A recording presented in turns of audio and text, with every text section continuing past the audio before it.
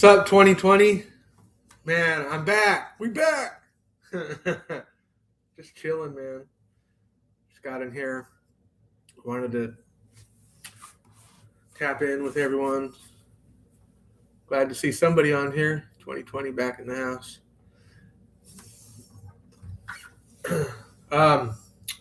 Sorry for the layoff, man. I just get distracted sometimes. I have to really keep at it.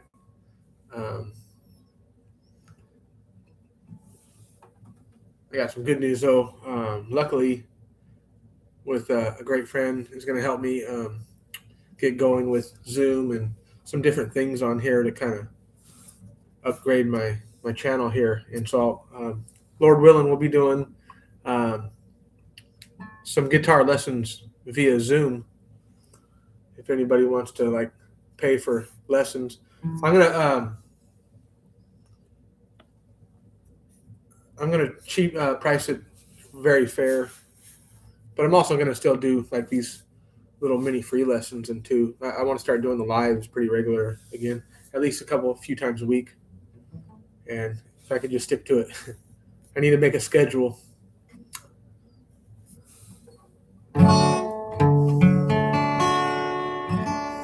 Just trying to get in tune.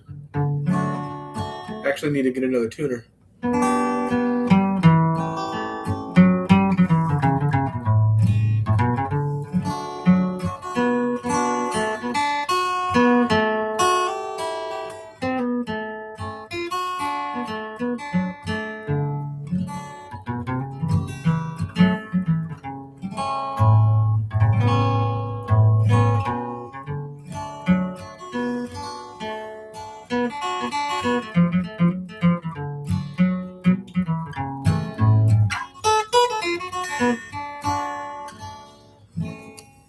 Good to hear it. Yeah, too frequent lives can be stressful to keep up.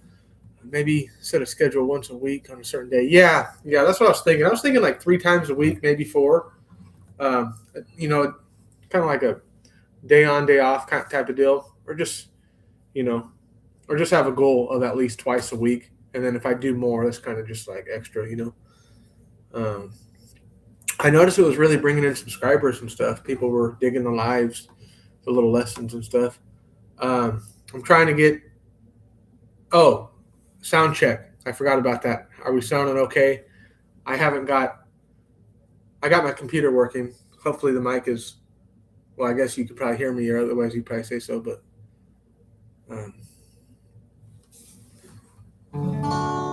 all right. So, and the guitar too, right on. For not having a mic, I guess it sounds okay.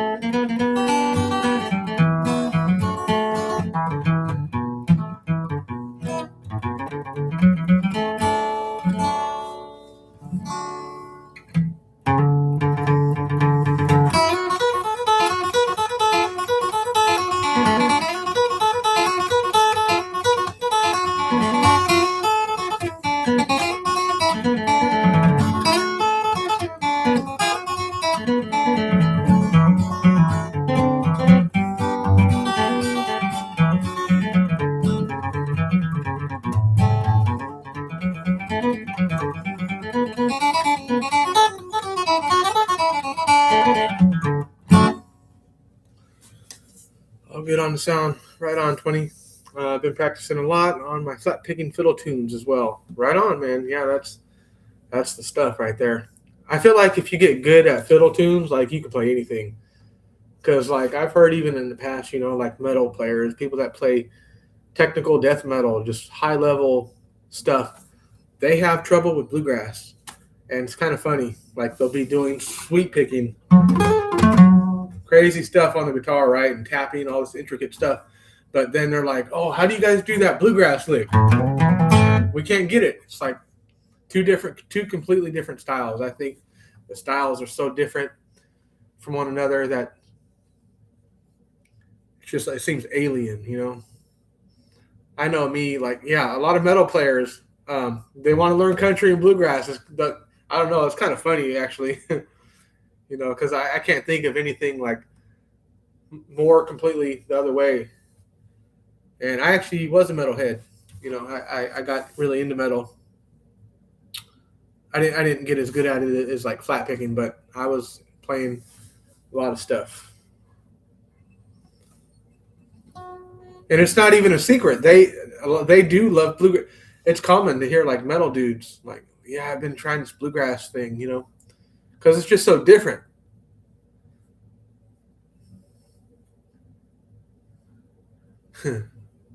Probably all the country bluegrassers want to learn some metal too. Maybe it's that way. I'm not opposed to doing other types of lessons on here as well.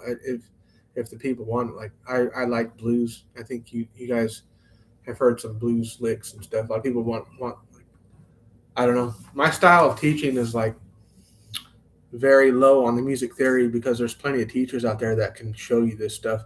But I find that most people that come here, they want to just learn how to flat pick. They want to learn a bunch of guitar runs. My way of teaching is very simplistic in that I always tell people like if you learn a bunch of licks and like all the keys and stuff, you eventually your brain is going to start putting them together like a puzzle piece. You can learn one lick, then learn another, put them together like this here. That's a simple lick. You can add on to it though.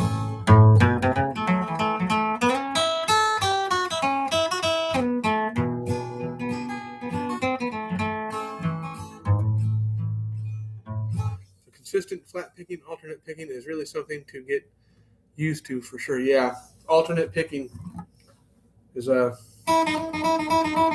down up down up down up down up.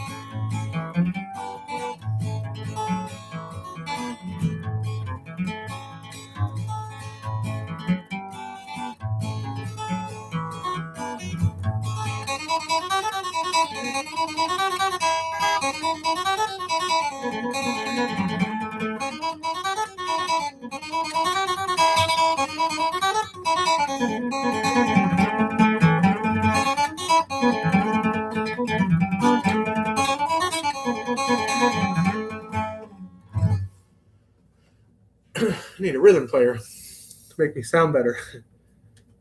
Before I switched to mainly bluegrass flat picking, I relied a lot on hammer-ons and pull-offs. So it took a lot of tweaking to adjust. Yeah. So you were kind of playing more like a Tony. What's his name? What's that? Tony Rice style.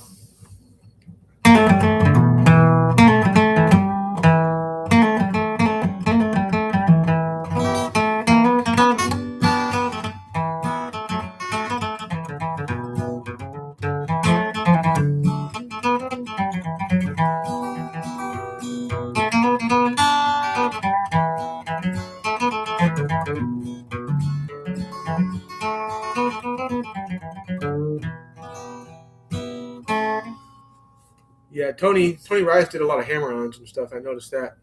Where guys that I like, Doc Watson and stuff, play more just straight flat picking. It's all good though. You can mix and match it how you like. I like doing little pull-offs and stuff like that.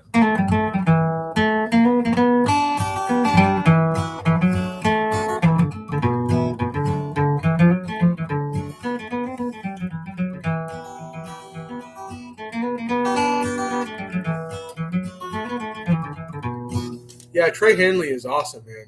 He's like too good for his own good. He's too good. I don't want to sound that good. Because once you get that good, you realize, like, I mean, if you get any better, you're just going to start sounding comical. It's going to be like a, I mean, he sounds better than like the AI music. AI couldn't even play it as good as Trey Henley. It'd be confused.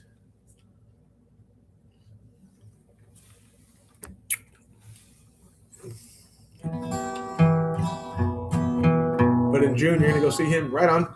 Yeah. I've seen a couple really good flat picking bands, some hillbilly music. One of the first ones my dad took me to was UC Davis. We seen Doc Watson at Dayton Davis. Doc Watson played at the I forget what it's called. Um, it was my first concert, one of my first main ones, and Doc Watson. I was 15, 14 maybe. I think I was in ninth grade. Just started high school, and he's like, "Hey, you want to go see Doc?" I was like, "Yeah."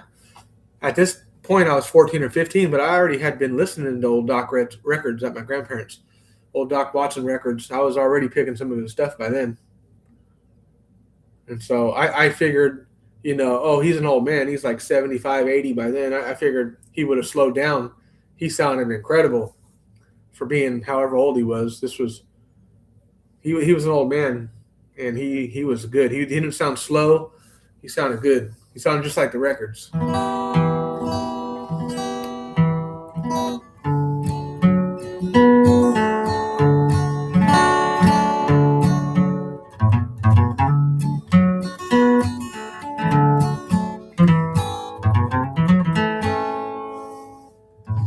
Yeah, man. What do you think though, 20? You think people are going to be interested, especially like the beginners? You think they're going to be interested in doing some Zoom lessons?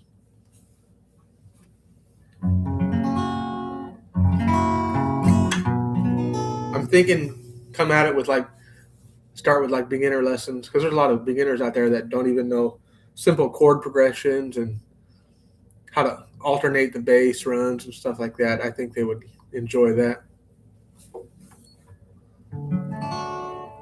I've had so many people on here ask, yeah, you should do lessons and everything. They want like one on one, but on a Zoom, a lot of people at once could enter in, and I could have like 10, 20 people get a lesson. Yeah, I think so. As long as you keep up with the lives here. Yeah, yeah, that's what I was thinking. I still got to find my style of teaching. Um, the more I get on here, the more I'll be comfortable with it. One thing that is a God gift. I do have a lot of patience, and I'm able to see like what people are doing wrong. Sometimes it's very subtle. It might be something as, oh, why can't I play this run correctly? And I'm like, oh, if you start with a downstroke instead of starting that run with upstroke, that will change the whole deal. Sometimes people are unaware of just something like that. It's like start with a downstroke on that run. One person was having trouble with this one.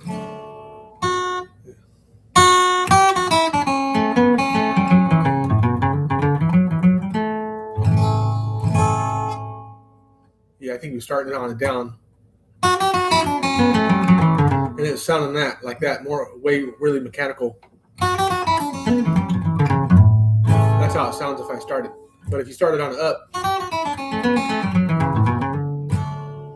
it flows better. So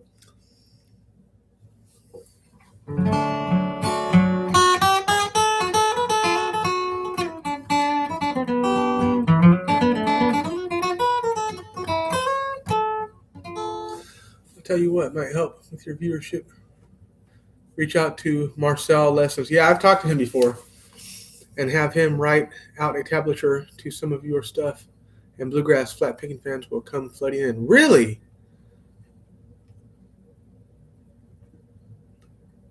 Okay.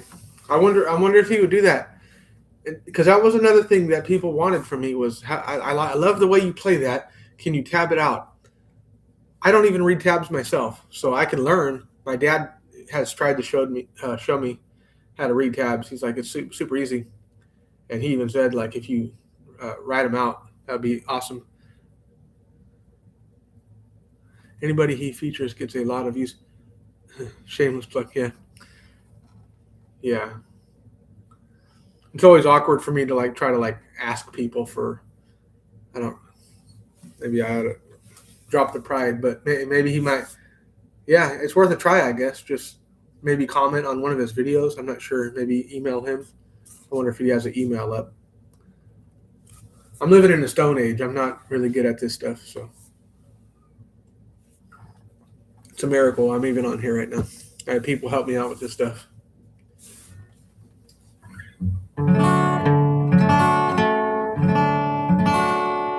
One thing I want though is I want really good sound, and I want cameras that can zoom in on the hand, on the picking hand, and on the fretting hand as well at certain parts. Somebody said one of the things on my long form content that they liked was the fact that when I'm showing a guitar run, I will literally play it like 10 times slow over and over, so they don't have to keep rewinding the video. Because I know for me, when I'm looking at guitar stuff and lessons, like, you can't just play it once or twice. You got to take a couple minutes and slow it down and just take the time and play it like 5-6 times. That helps, so no one's just in there rewinding every okay, I got to rewind it again. So I already know how guitar players are, what they're doing, because I've done the same thing. And so that's one thing I try to do. And it makes the video longer, and I know a lot of people aren't gonna want to watch it, but for the people that really want to learn that lick or that song or whatever, Dust in a Baggie solo, that was one of them, where one guy was like, dude, you don't have to play that many times. Well, some people, they're hard-headed like me, and they need to play it 100 times. So what do you do for a day job? Looking to make this kind of thing. I'm looking to make this my full-time work. Absolutely. That would be a blessing right there. I would love to do this full-time. That's why I'm trying to if I could start making some money doing some lessons on the side, I would make this my deal here, my full-time. I work at a gym right now, so I don't make a whole lot of money, and but I do like my job. Actually, it is cool. I get a free gym membership. It's not all bad.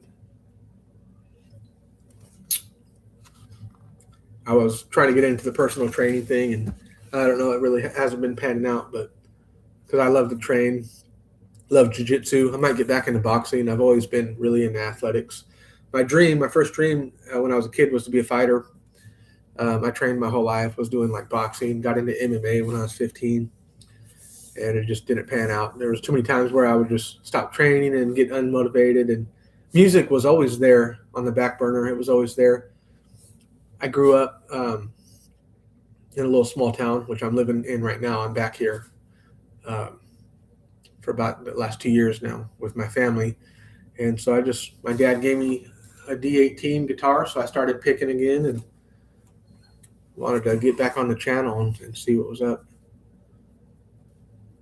But yeah, I do love, I originally started this channel not to make any money. I did it for my love of music, and I wanted to just share it with people. Yeah. Because my styles, people always say, man, you play real hillbilly. You're not too fancy or anything, but they really dig it. So my grandpa always told me, look, you can play 100 miles an hour, but if, you can also play a little bit slower and play the right notes. You can play 5 notes, and you choose the right notes. It's really going to make it, make somebody listen.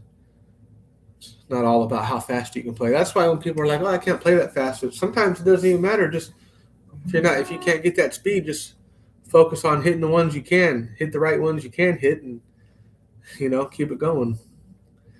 And then I like doing the little tips too. I found that by telling people to stop using so much of the guitar pick and just use the tip of the pick, it forces their hand to come in close to the guitar, and you can get way more speed when you're not out here. When you're really close and in tight, you're faster because you have to be. The pick glides off the string. It starts to feel like you're tap dancing, or like you're barely just making contact, and you don't have to hit all the strings hard. The volume isn't as loud as when you hit it real hard, but eventually when you get your technique down, you can hit it harder eventually. But a lot of people just need to take the time, slow it down with these new techniques, because it's not going to be easy if you picked a certain way. I see people hold a pick with 3 fingers all the time. I'm like, I could never pick like that. They hold it like this, with almost like they're about ready to punch something. Their hand is all, flexed. I'm like, relax that hand. Got to get loose. And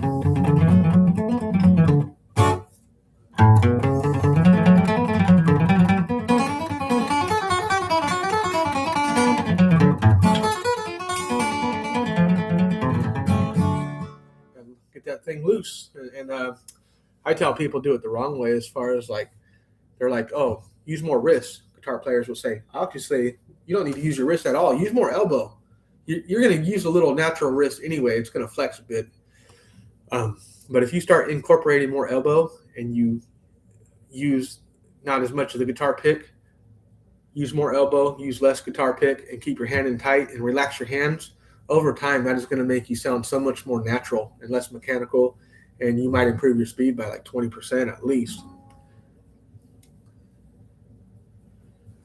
That's awesome, man. Been practicing kickboxing my entire life. Right on, man. Yeah. Yep.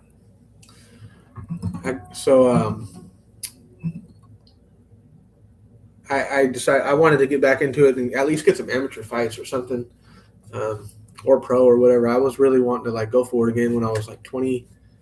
I don't know what I was. Let's see. Well, it was 2019, so I'm 34 now, so I was like 28 or something. And I went to Uriah Faber's gym in Sacramento because I lived right down the street. And I was like, you know what? I'm going to go to Faber's gym and see what's up. And so I started to get back into shape, started hitting on the bags. Didn't do no sparring yet or anything like that at that point there. But started to get back into it a couple months into it. And COVID happened, and so they shut down. And I was like, dang it. He shut his gym down. So then I focused on just like strength training. I got some weights, and I was like, I'm going to focus on like getting my deadlift and my squat stronger, my overhead press, stuff like that. And then I got pretty darn strong. And then, and I still train with weights and stuff, but I've always liked strength training. But I don't know, all my coaches that I've had, MMA coaches and stuff like that, they're like, they hated strength training, which I never agreed with that. I always thought like, and the whole idea that getting stronger is going to make you slow doesn't make any sense at all. It's absolutely nonsense. The only thing I noticed was I got faster and I got more explosive. I threw a jab faster, It's like getting your bench up over 300 pounds makes you more explosive. It doesn't. Sure, if you quit training the other stuff, then yeah, you'll get slower. But getting stronger is going to make you a better athlete. Fighters, if they just got their squat up to like a 405 squat, they'd be a hell of a lot more explosive. They'd be better at wrestling. They'd be better at everything. Strength does so much for you. If you get strong and you do your other training, you're able to do these things better. Kicking, if you get your deadlift up to 500 pounds, which isn't a crazy big deadlift, but it's way stronger than average people. If you get that kind of strength, and now you can turn your kicks over. You got stronger hips. Like I just noticed a difference when I started training. Especially the deadlift made everything better. Grappling, jiu-jitsu, people get a hold of you, and even if they're a little bit technically better, if you can kind of like hang in there a bit, you'll wear them out trying to get them to do stuff. Like 2 blue belts in jiu-jitsu, like going at it, they got like 4 years of training or whatever. If one guy is stronger than the other, it's usually a wrap.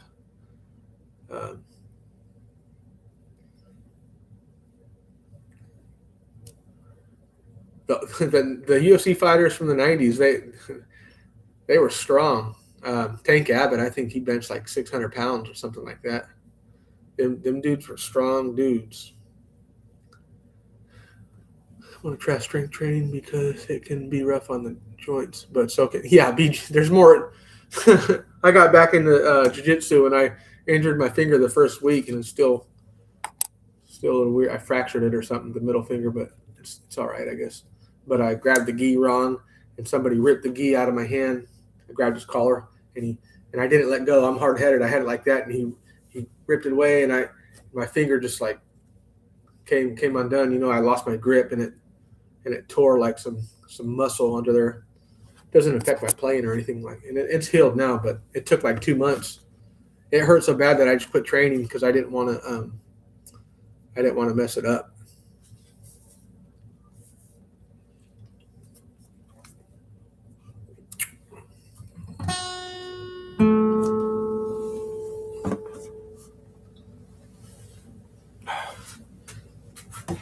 Yeah, I just went out earlier with my family. Just went and got some Indian food. Indian food rocks, man. I'm gonna tell you, it was really good. Had some curry chicken, some rice.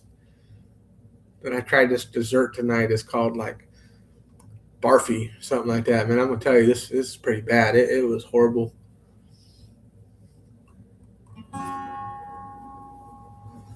Let's see.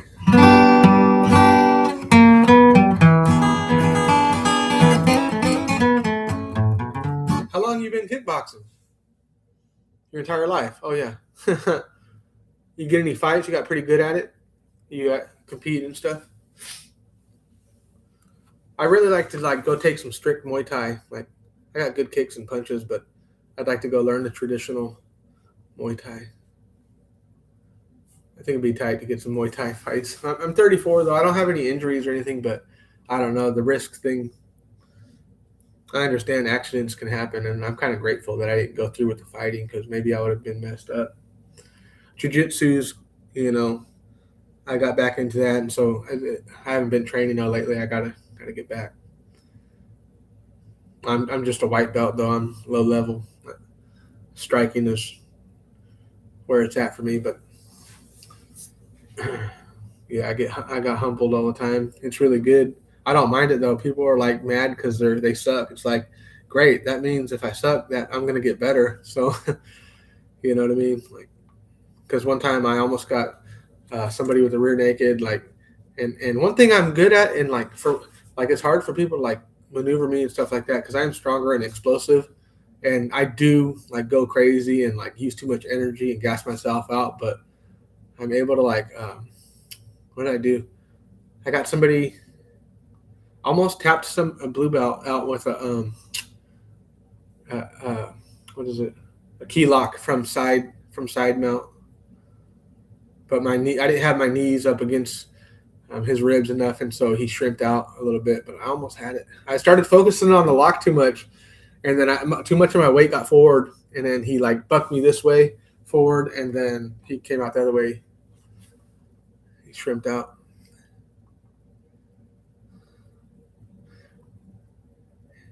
7-2. Congrats. Yeah, that's cool, man. I'm a little old to fight again. It's a young man's game. Yeah. How old are you? 20?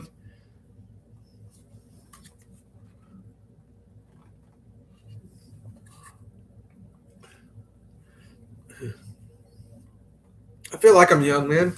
I feel better just as young as I did when I was 19, 20. I'm 34 now, so hopefully that lasts. Don't feel any older physically. Sometimes I feel like I'm not as good a shape, but that's just due to training. I know I get in shape fast whenever I start getting in shape. Oh, you're only 30? That yeah, really? No, not too old. Huh.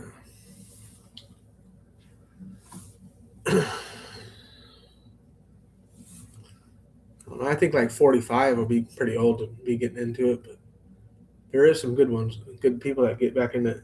There's this guy I follow on Instagram. I forget his name, but he's like he started training at like 40. He's pro now. He's really really good. 30s, yeah.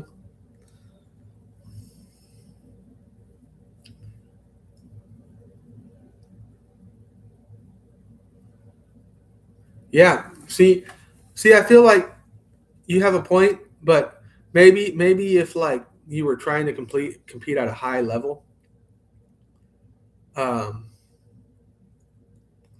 I don't know. Kid I used to train with when I was like 15 or 16. He's a year younger than me. He's really good now. He's in the UFC, yeah. And he's like 30. Well, I guess he's like 32, 33. And he's still, I think he's getting better every fight. They call him Fluffy. Anthony Hernandez, I think, was his name. A really, really good fighter. He just fought Sean Strickland. Unfortunately, he lost that one. I was sad. I thought he was going to piece Sean Strickland up. I really did. But man, Sean surprised me with his pressure. I thought he would do more backing up than that.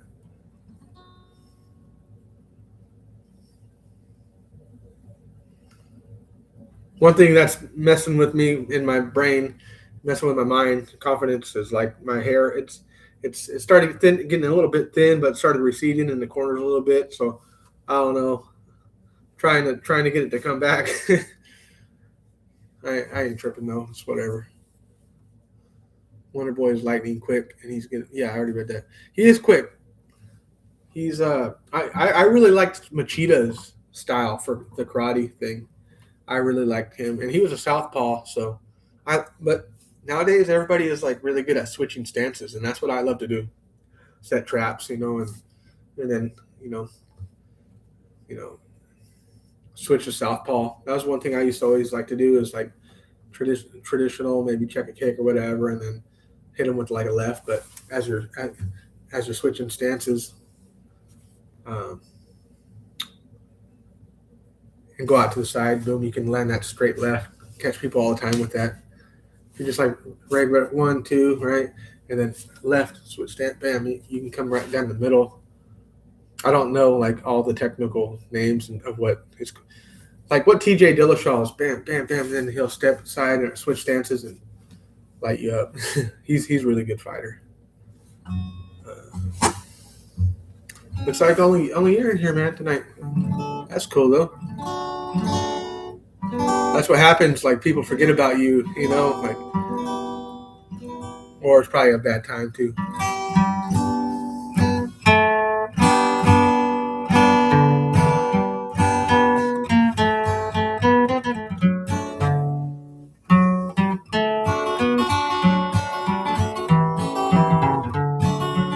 Where you live, 20? I'm sure I've already asked you.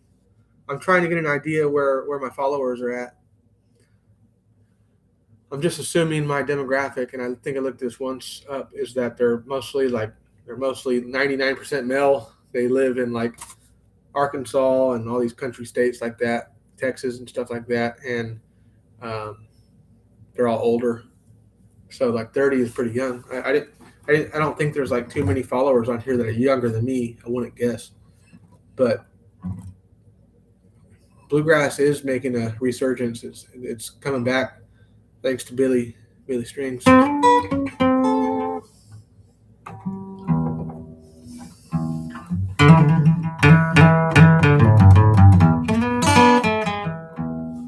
live in the bluegrass state, Kentucky.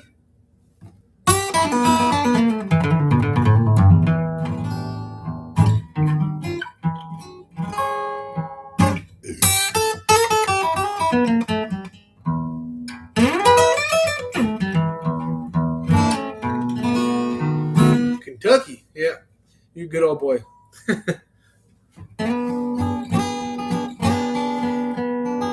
Bill Monroe is from Kentucky, right?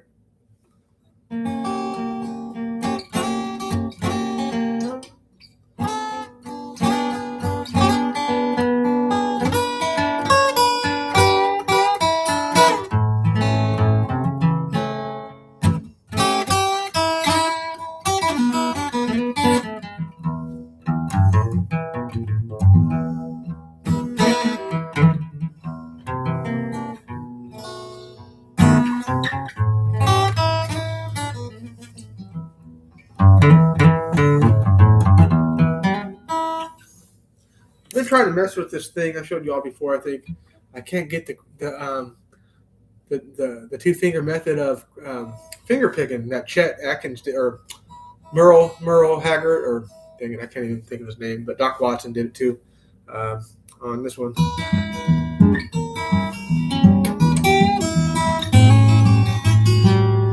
Deep River Blues, Doc Watson. He does the thumb and the index, and then the bass.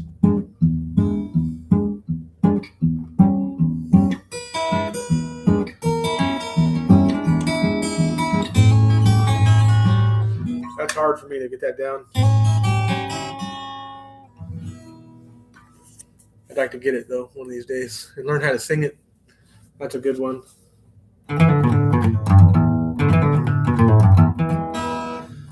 Hell, if there was a way for me to join on here, I'd jam with you for a minute. Yeah, for sure. There will be, man. Lord willing, soon. Got to figure out how to do that. See, I really am a hillbilly. People think I'm goofing off. I really don't know how to do all this stuff. Once I figure it out, man, you'll be the first one. We'll be jamming. Do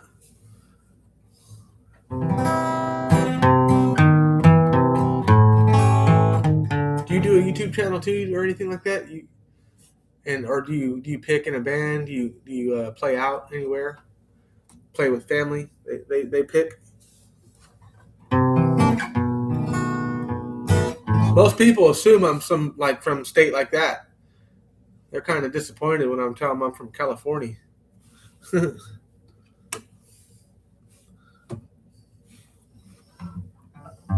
It's not where you'd expect a hillbilly picking, I guess, California. The town I am is very country, though. It's like a little farming town.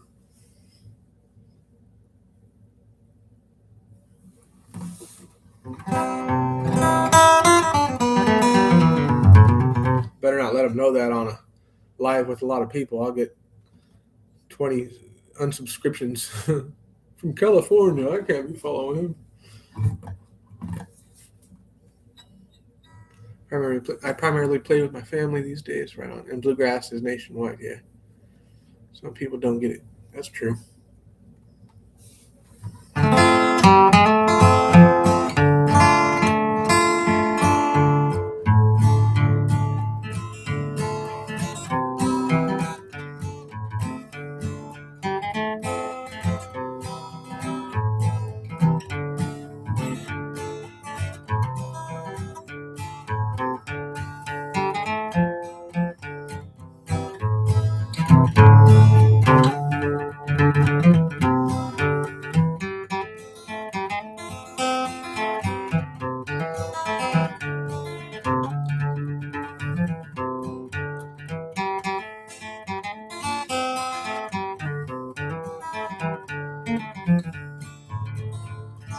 You know how to play any pedal steel licks on your acoustic? No, that would be cool. I love the pedal steel. Love the steel guitar.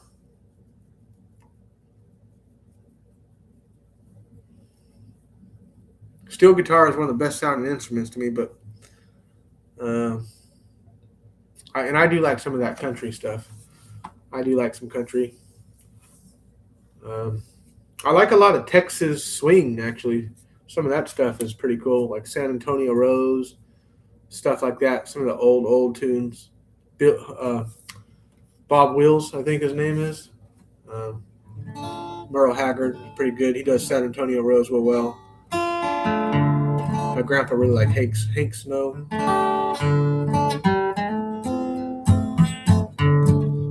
I also seen the Dillards in a band. My dad took me there, Winters, California, to see the Dillards. They were the hillbillies off of the Andy Griffith show. They were the ones always playing music. They were really good. They were actually a real band, and they were really, really good. They did Old Joseph. They did Old Joe Clark really cool. If you go listen to the Dillards, I think they call it Old Joseph, though. The Dillards, Old Joseph. It's a really cool version of it. I think it's Old Joe Clark. I think it's a version of it. Oh, look, we got 7 people in here. If everyone go ahead and comment or whatever, get it going, whatever y'all do. 8 people now. Hey, see, they heard me.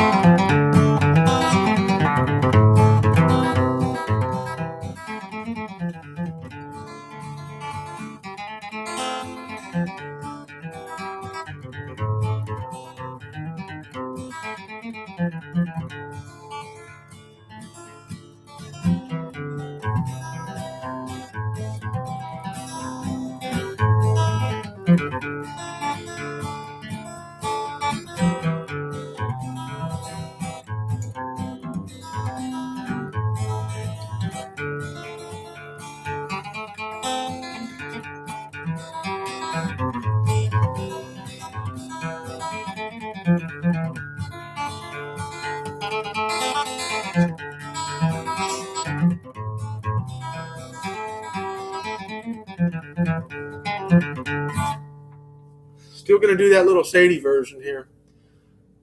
We'll get that going. Yeah, if you all, whoever's in here, go ahead and like the channel or whatever.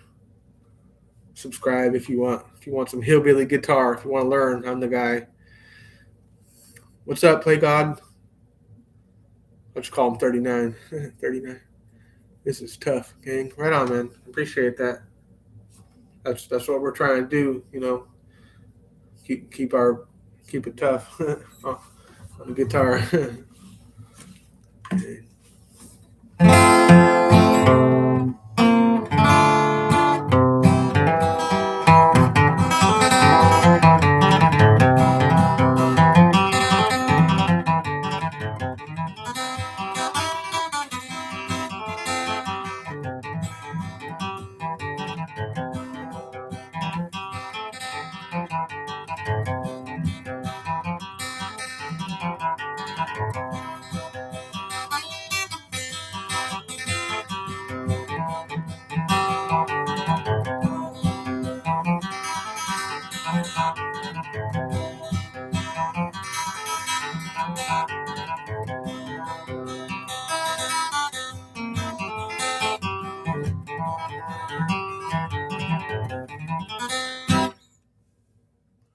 Wildwood Flower, bluegrass style. Let's see here. Carter family used to play it like this. She did clawhammer without a flat pick, but you can make it sound similar to the Carter family just by what you do is you kind of move your finger down, not so low, but you kind of go over here where it's more warm, and then you just get real loose with it, and you kind of get it.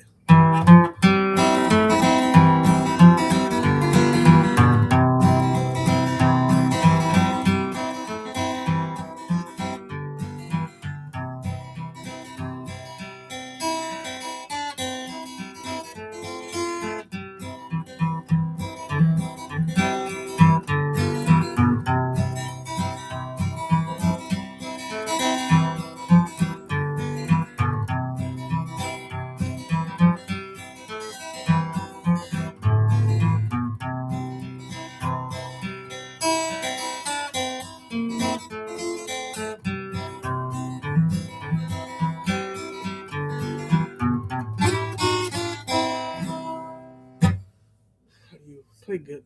Play so good. Oh, thank you, man. I think I do all right. Thank you. Appreciate that. I've just been playing a while. If you want to learn, I'm going to start doing. I was just telling 20. If anybody wants to do some lessons, some real lessons, break things down really closely, I'll be starting lessons on Zoom here pretty soon, and I won't be charging that much. So I'll probably be doing like 30-minute lessons to an hour. A friend told me that I didn't know this, that Zoom only goes 40 minutes. So I guess you have to restart that. I'm still learning all this stuff. I've never even done Zoom before. So, but a lot of people in the past have requested, hey, I want to do some lessons. Could we pay for some lessons from you? And I'm like, well, that would be cool if I figured out how to do it, but I just didn't know. And so now I'm trying to let everyone know. I'm going to get the lessons going pretty soon, Lord willing. Red-haired boy, I still have to learn that. Red-haired boy would be a good beginner lesson to start off with. Okay, 20, I'm going to learn red-haired boy. Yeah, a lot of people have been requesting that one. I'm like, I don't even know it. I have to listen to it. Can you tell how to play snow? Hey. Can you tell how to play snow play? Snow hay by the...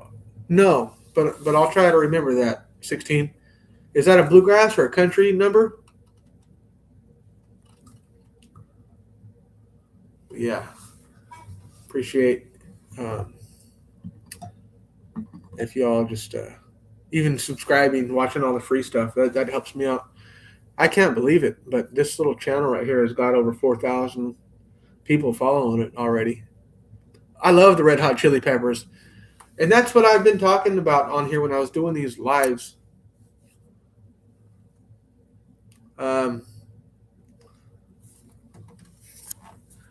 I like the Red Hot Chili Peppers. I would eventually do some lessons on some different music if enough people wanted. Favorite riff on the Red Hot Chili Peppers? I don't know if I know that song. I'll check it out. But I do like Go Robot. It was on one of their newer albums, and Dark Necessities. Hate the name, but it was actually a really good song, and the bass on that Dark Necessities is really cool. And then Tell Me Davy, that was a good song. Um, on acoustic. Let's see. Well, I just played it earlier for 2020. You know how a lot of people play that they call it the G lick. I really like that, but I like to skip a string. So a lot of people, this is how they play it. They hit that D right there, and I like to skip that and go to the G right there. Skip the G, skip to G, and then go back to the D. So you're like racing ahead, and then going back to the D, and then going back up to the G. So it's just a little subtle thing. I've taught it on here, and then I like to add on to that. So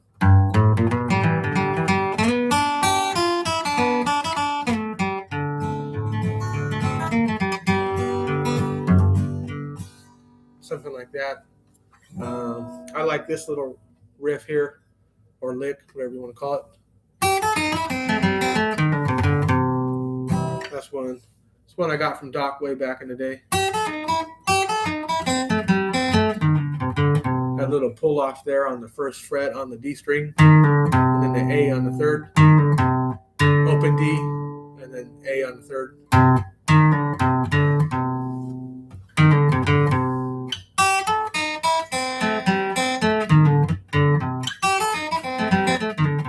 Easier to play it faster, actually. It's kind of hard when you slow it down. And you can add to it.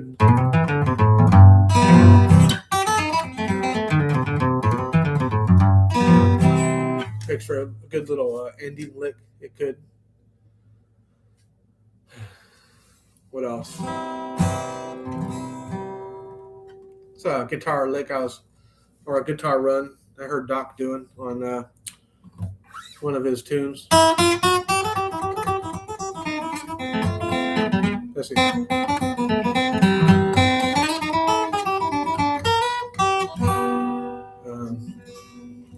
Probably know that one.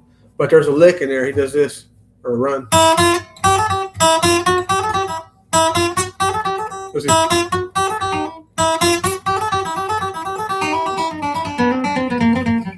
There we go.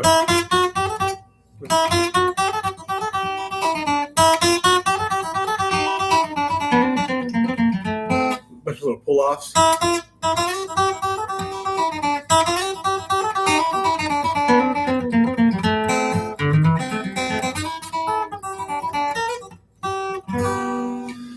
Any practice routine or something that can help me in the progress of chord shifting and other things too? Yes. Okay. So let's see. Let's see. What helped me a lot in the beginning was learning the chords. Say a G, the E, A, the D. I like a D9. I think it is. But learning those, take like 4 chords, for instance, like that, and then practice shifting it real fast. And just sit there. And this seems dumb, but you need to get your fingers in the position faster than you would think normal. So try to shift and keep doing that. Sit there. You don't even gotta play it. Just do that. And I don't know. I did stuff like that. It really helped. Especially in the beginning, because your neuro, whatever is, in your brain, it's not letting your fingers get in the right place. You just need to and something people don't think about. This is true. Cut your nails. A lot of times I see these beginners playing, and they have these long nails. I'm like, dude, trim your nails, because if your nails are grinding into the fretboard, that's making everything difficult right there. So trim your nails low. That should be obvious, but it isn't sometimes. People trim their nails and you start hearing the strings again. And make sure that, when you're practicing a chord, take your time. Don't speed this process up. This is important. You don't want to practice mistakes. Play out the chord, right? You should hear no, No muted strings. It shouldn't sound like this. It needs to all 6 strings. If they're a little muted, your chord is not properly fretted. Right here, let me. There we go. More of the guitar. That's my goofy face. All right, so make sure that you can hear all the strings.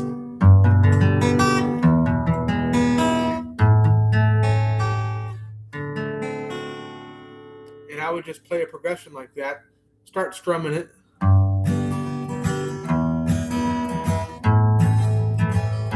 That actually sounds like Salty Dog Blues. I think that's the progression of Salty Dogs.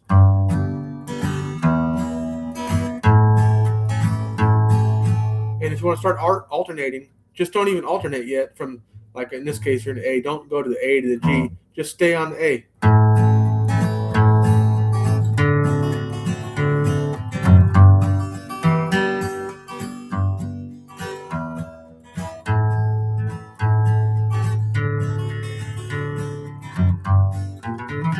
So if you get fancy, throw that run in there. That's a simple way instead of hitting the bottom string, because you ain't got time for those extra notes. So in a situation like that, just hit it, start on A. Walk up on the A, 1st and 2nd fret, open D.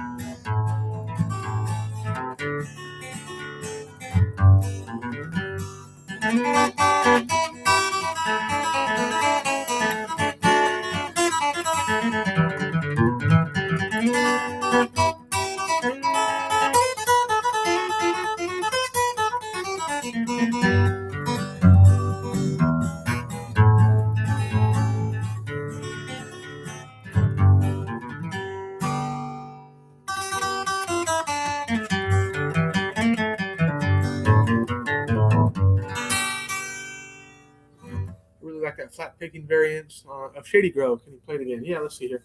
I kind of forgot it earlier, and then I was like, what is that? Shady Grove. Let's see.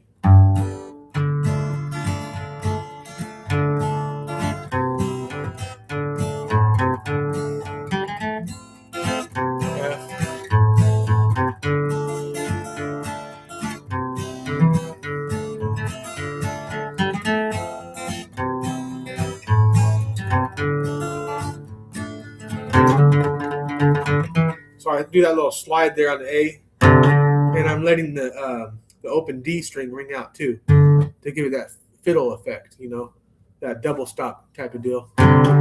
Sounds very harmony.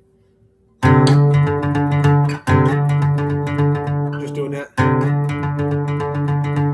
So.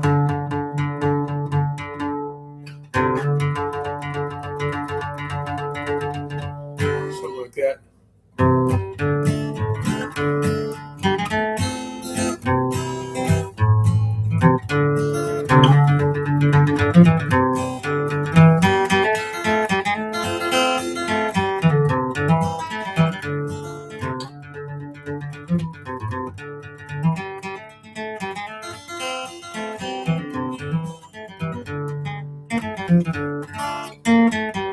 There's a little walk down there on the G string, G and the D. How do you get your right hand to coordinate well with your left hand when you're flat picking? I'm struggling with picking every note when in faster tempos. Let's see here. Well, trying to think on the best answer. First of all, how long have you been playing? Because a lot of times people say this and they've only been at it a year. You haven't been picking long enough. But if you've been playing that long, you don't want to start playing mistakes. So the best thing you can do is not get frustrated and force it, because that will teach your brain to start practicing mistakes, and that's hard to unlearn because it's like in your movement pattern. It's literally in your DNA. Take a guitar run and play it slow, longer than you want to. I got good at this stuff by literally being probably OCD. I would learn one lick. I would learn one. I'd put on a Doc Watson record. I had a record player, my grandparents, and I'd pick up that record player and move that needle back. Because you got to move it just a centimeter. Because if you go 2 centimeters, you're in the wrong song now. So that's what I did. I moved that thing back. I had my headphones in. I had one headphone in, one headphone off. I had little Sony headphones, and I'd hear it run, and it'd go. I'd be like, man, that's good, Doc. And then I'd rewind it, and I'd get the first 4 notes, and then I'd mess with that a couple minutes, and then I'd get the next 2. What's he doing? Oh, he shifted down. So I'd be like, and then I'd be satisfied. I'd be all happy. Look, Grandpa.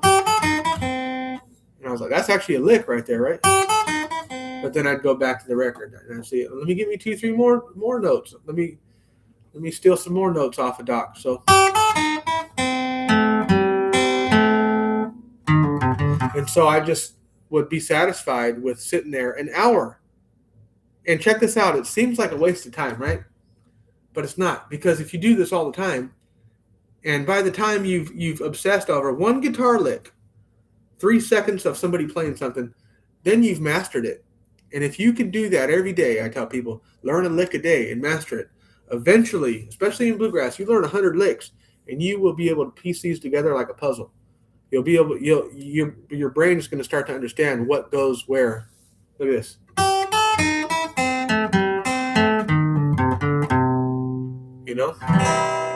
Then you can. I was showing that earlier. You can take 2 licks, two things that I've learned, and that little. Or you could do it some other way. If you're really fast.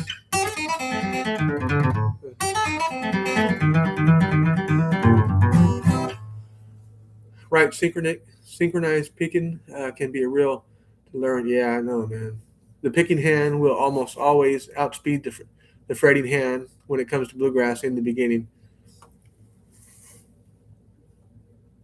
Just takes practice and patience. I actually noticed the opposite. I noticed that this hand was ready to go, and I couldn't get this one going sometimes until I started to. What I do, I started because I was picking with that much pick, and then I started to get back on it and barely use the end of the guitar pick. Then I started to work on using more elbow, because I seen that's the way Doc did it. I always watched him, and he had a lot of elbow movement, and he wasn't moving his wrist a lot. Like all these guitar teachers say, move your wrist a lot. I can't play that fast moving my wrist. This is it.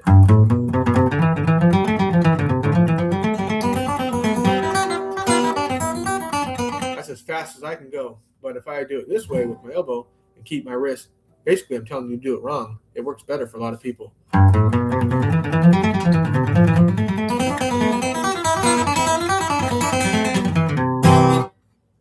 But yeah, I can't do just got to use a little elbow movement in there. It's a subtle thing, and it doesn't work for everybody, but it's sure worth trying. And everybody that's tried it for longer than a couple weeks has noticed, get back to me, and they're like, wow, the elbow and the using less guitar pick, that helps so many people. And nobody talks about this. They talk about techniques, they talk about theory. They don't talk about how to hold the pick. That's like a key thing right there.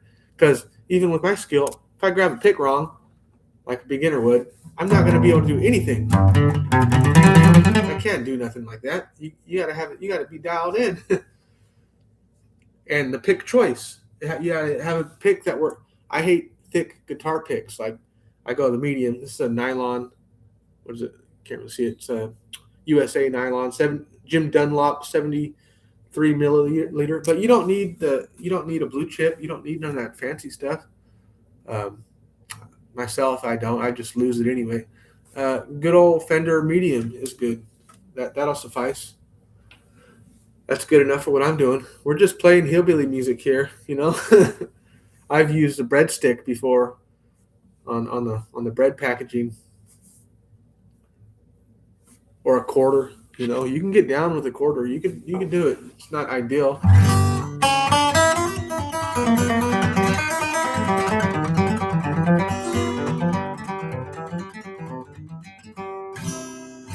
Yeah, that sounds pretty awful, don't it?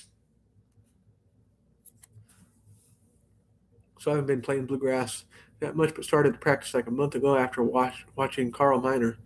Right on. Yeah, I got to check him out. Okay, so just try to play a phrase with a metronome. Yes, get a metronome and slow it way down, way slower. Play it a little bit slower. So get to where you can play it comfortably and hit the notes and they all sound good. And play a little bit slower than that, just a bit. Back it off even a little bit slower, and you probably can play it faster and play it right faster, but you're building mechanics. This is the thing that builds a good player. People do not want to take the time to do this, and they do not want to use a metronome. So those two things alone, yes.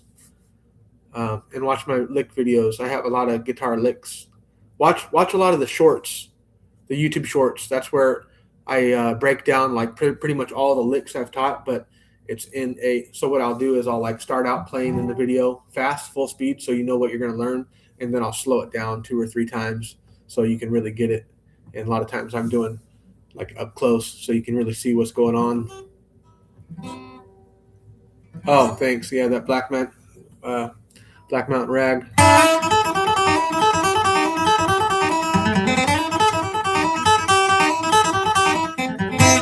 Yeah, that was one that Doc does. I heard, a lot of people are impressed by that lick, but it's really simple. It's just fast.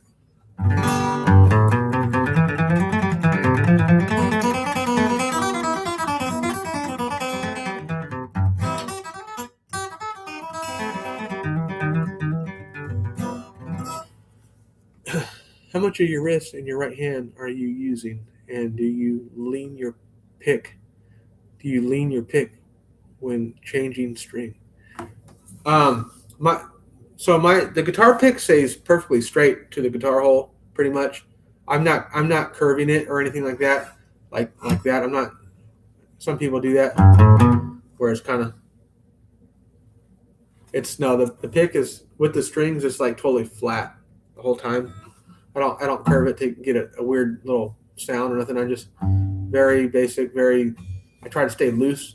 Sometimes my hand does tense up a little bit. Sometimes it's more loose. Sometimes my pinky even will try to brace up against the guitar, but that's a subconscious thing. I'm not trying to do that. It just happens sometimes naturally. Everyone's a little bit different. Some people can't play that fast unless they have their pinky on there, kind of bracing in. That's fine. Keep doing that. However, you got to do it to get it. But how much your wrist? I don't know. Let's see. I would say it's not even 50-50. I would say it's less than 50% wrist. I'd say like 20% wrist, where a lot of people it's probably more, they're using like 50% elbow, 50% wrist. It's probably very balanced. But when I look at myself playing on these videos compared to other people, my elbow is moving a lot more. Just I see it, how it moves against the guitar. I can see my whole forearm moving a lot more than people. A lot of people are like this. But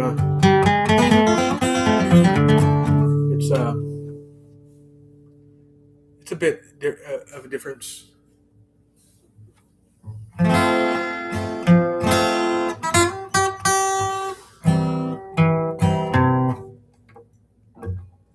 need to get a new capo too. I've been using this one. It's not really doing its job as it should. Oh, another guitar lick right there that everybody needs to learn is that little 4 potatoes, they call it. The intro to a song. That's how it goes. You can hammer on there. And then triplets. So once you hammer on, do 3 triplets. Down, up, down, down, up, down, down, up, down. Very simple. After you hit it, downstroke, do a downstroke again. Don't come up. Just down, and then down again. Down, up, down. 3 times. There you go. Now you'll have it for any kind of song. You can use it for all kinds of stuff. It'll probably even work for Ragtime Annie. Yeah.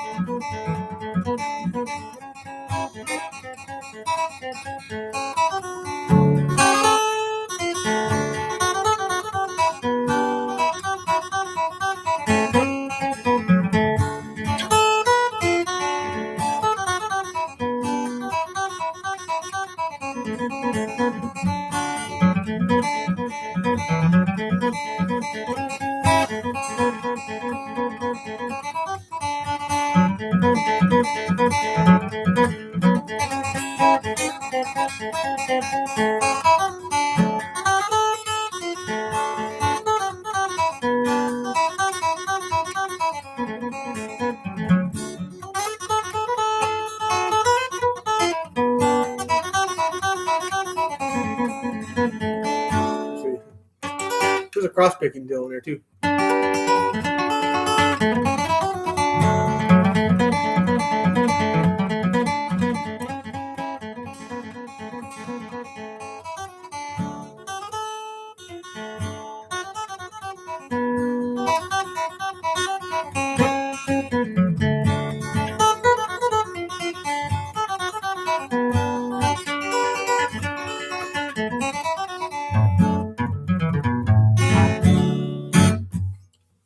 Ragtime Annie. That's an old time fiddle tune, really popular in Texas, I believe.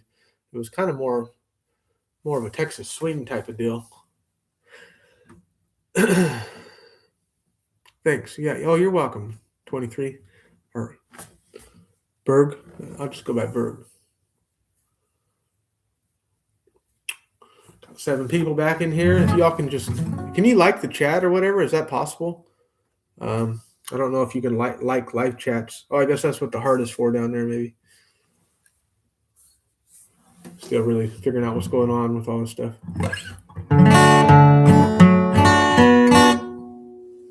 My idea when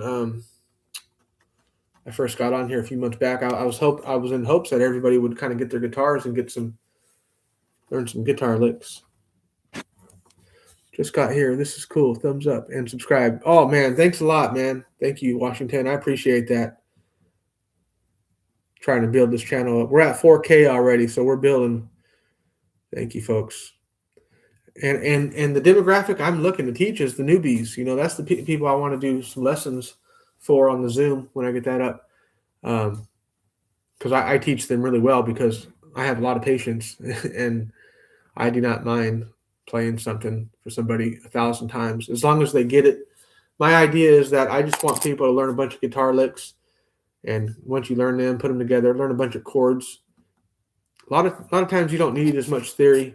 You just need to learn a bunch of guitar licks. For at least bluegrass and hillbilly music, you need a bunch of flat picking guitar licks to pull out of your bag so you can put them together. That's what's going to go down when you go to a bluegrass jam or something. That's all that counts. It's not going to be your knowledge, your theory of what you could do on this chord. It's going to be like, can you pick or not? You know, can you get down? If you're a flat picker, that's all that really counts. Because theory wise, I mean, this is bluegrass. Of course there's variations on chords. I like a C7 instead of a C, but you know. But when somebody's playing 300 beats per minute on Old Joe Clark, you know, what's really going to count is your speed, your accuracy, and, you know, your chops, your guitar licks. As newbie to bluegrass, can you give me some good tunes to learn? Yes. I'll give you some tunes that are like 5 must know. Somebody said earlier, Red Haired Boy. I still got to learn that one. That's a good one to learn. Red Haired Boy, write that down. Get your pen out for this.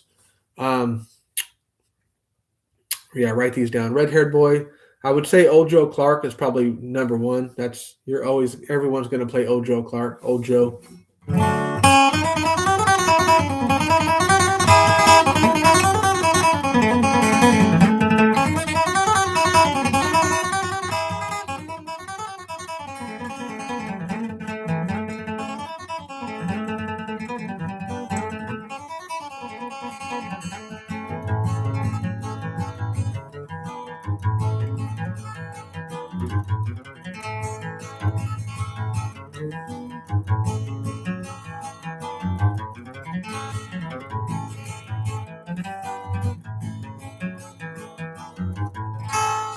Old Joe Clark. Yeah, Salt Creek.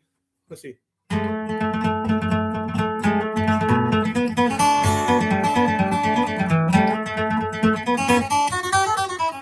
Let's see.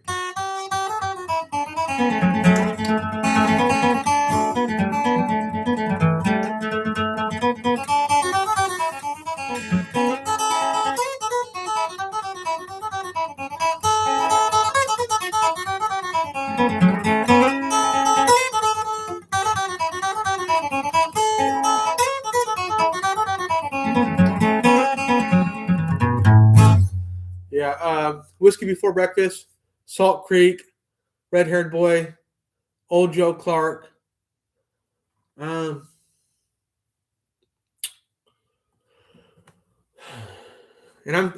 these songs you don't have any lyrics. These are fiddle tunes. Let me think of five. Black Mountain Rag. I got a lesson on here. I got and you're in luck actually because now that I think of it, I got two of these on. I got a full lesson. Go listen to that one on Salt Creek or Salt River. I'm not sure what I named it because that song went by Salt Creek and Salt River. And then I got a lesson on Old Joe Clark. So start on either one of those. I would say Old Joe Clark. And then if you want to do some bonus point here, you can add in. And I'm talking instrumentals here, so this is no singing kind of a deal. I like the one I was playing, Ragtime Annie.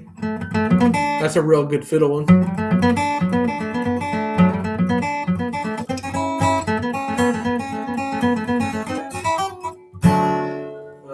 Turkey in the Straw, yeah. I actually don't know if I know that one. A good beginner one to learn is Under the Double Eagle, too. I really don't care for that song, but it's a good one to learn if you play it simple. It's like a marching tune.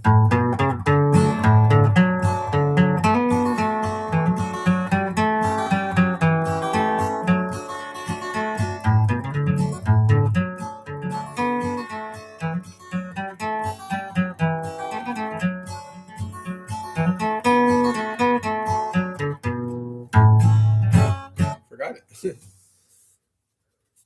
Better not teach that if I forgot it. I just bought a new cologne tonight. That's one of my hobbies, collect clones. Gotta get right.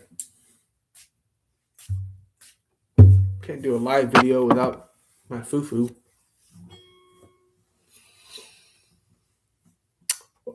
OG Clark. I'm gonna start calling it OG Clark. Yeah, that's what's up. It's Old Joe Clark, but I think I like OG now because it is an OG song. It's an old Salt Creek, Whiskey Before Breakfast, Blackberry Blossom is a good one. You can't go wrong with those 23. Those are all going to come up at a bluegrass jam. It's going to be expected that you know those. June Apple. Let me see if I don't even know if I remember that one, June Apple.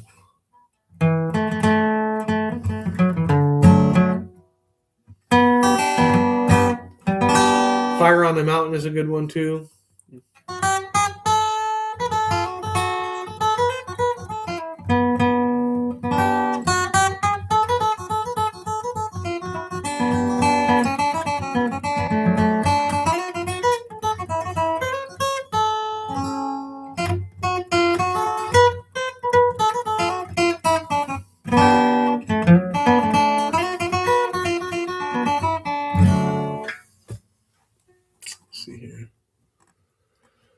English is not very good, so sorry for that. Sounds good to me, man. It's better than my English.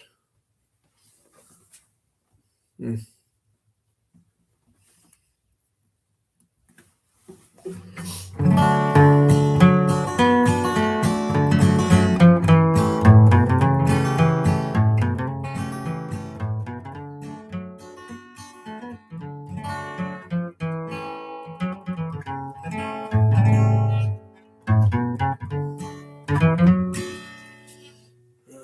Got 6 people in here right now. Anybody got their guitars handy?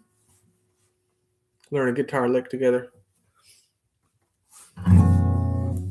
Not sure I like that cologne as much as I did when I was younger. I bought this one when I was in high school. Smells a little different now.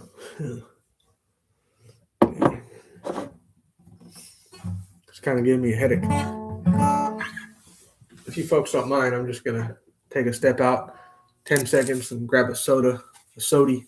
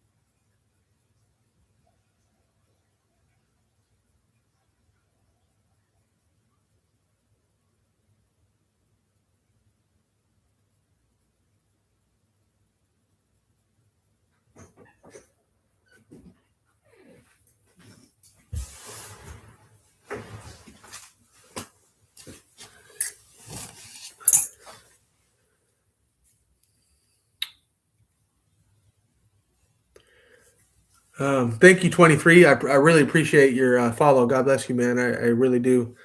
That means a lot.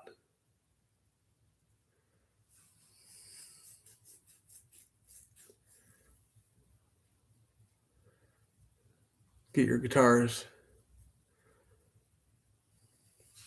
Yeah, everyone grab their guitar.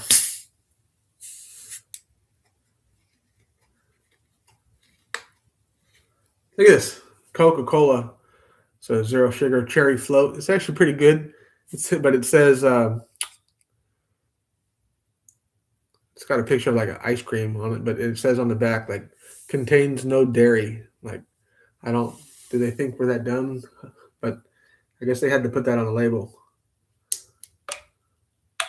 I wonder who would have thought there'd be dairy in here. That's just kind of funny.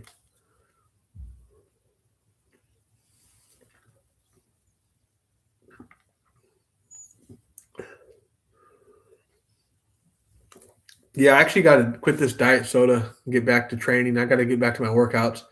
I've been acting up the last few weeks, maybe a month, gained a couple pounds and stuff. But summer's coming up, so I got to get lean again. I got to get back into my jujitsu and got to get back into this. I got to be more better at allocating my time over different things and being more disciplined. But Dr. Pepper is good. Yeah, it does taste good. It's got to be real cold though. Any soda. Like this already isn't cold enough for me, but it's gonna have to do. But I recently quit drinking. Well, not recently. It's been on way over a year, but used to have some beers or whatever, some Heinekens. And when I quit, I realized I still wanted some carbonation, so I do like bubbly waters. Actually, the brand is called Bubbly, or I do like diet soda because I need that bubbles, you know. I never really drank any soda before at all ever, but tastes pretty good.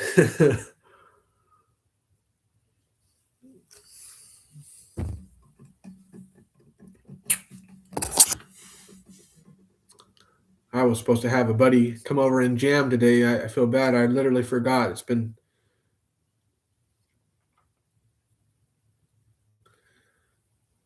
gonna have someone come over and do a bluegrass video.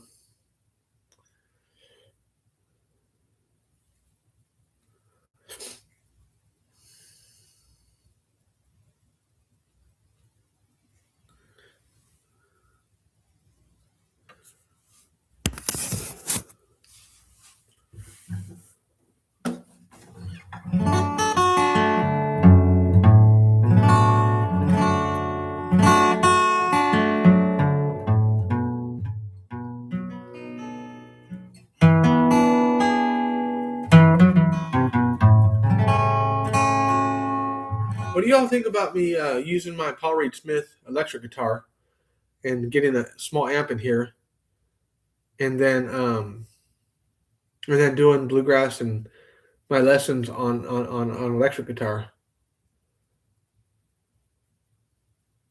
just to hear it a little better, or is this fine?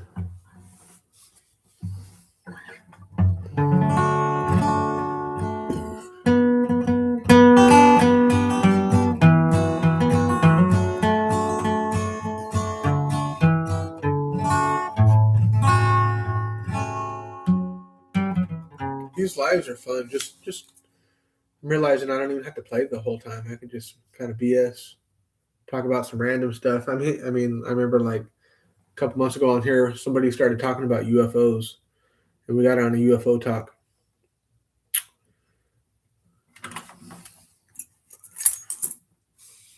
Ask some random questions in here. Just don't go too deep. Acoustic? Yeah, that's cool.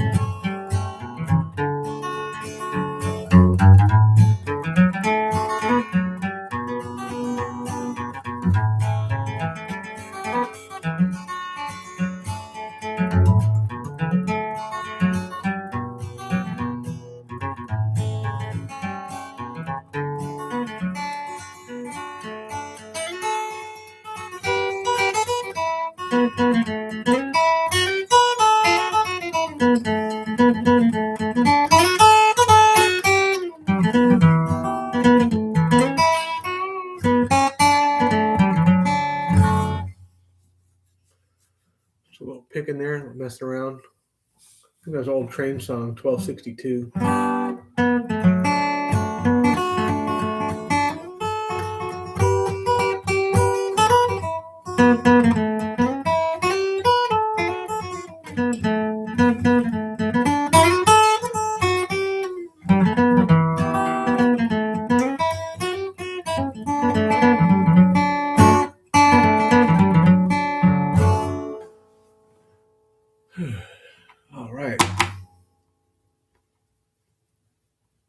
Anyone want to learn a guitar lick or talk about random stuff?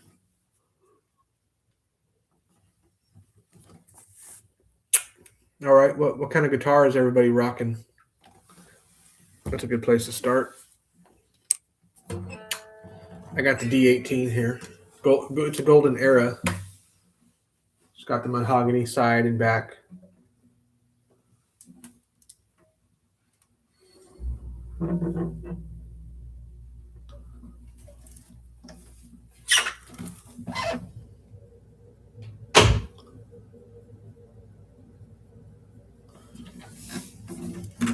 If anybody's interested, I know some people are. I'll give you the number. Some people are like, what number is that guitar? I love the way it sounds. Well, 162-9054.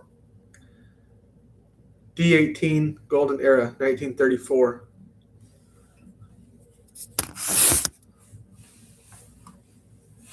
So, I don't know what year it is though, but it was made to sound, I guess, like to the similar specs to the 1934 model. I guess this is the way they made them. I'd like to hear an old one next to it, but I'm sure they're pretty close. Usually the older ones are just a bit more deeper. I don't think the price difference always justifies it at all. Definitely not for me. I played $100,000 Martin before, and I was not impressed at all. It sounded like crap. Had too much plastic and bells and whistles on it. It was sometimes you just need a simple guitar. You don't need much.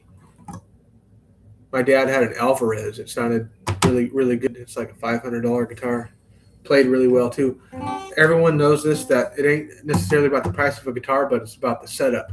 If you take a $200-$300 guitar, but you take it to a guitar luthier, pay him $100 to set it up right, that is going to make it play better than a $2,000 Martin. Honestly, get a good guitar luthier. There's another tip, and I forgot about this. It just came to me. If you do not have your guitar set up by a guitar luthier, you will play better. When you do, you'll play faster.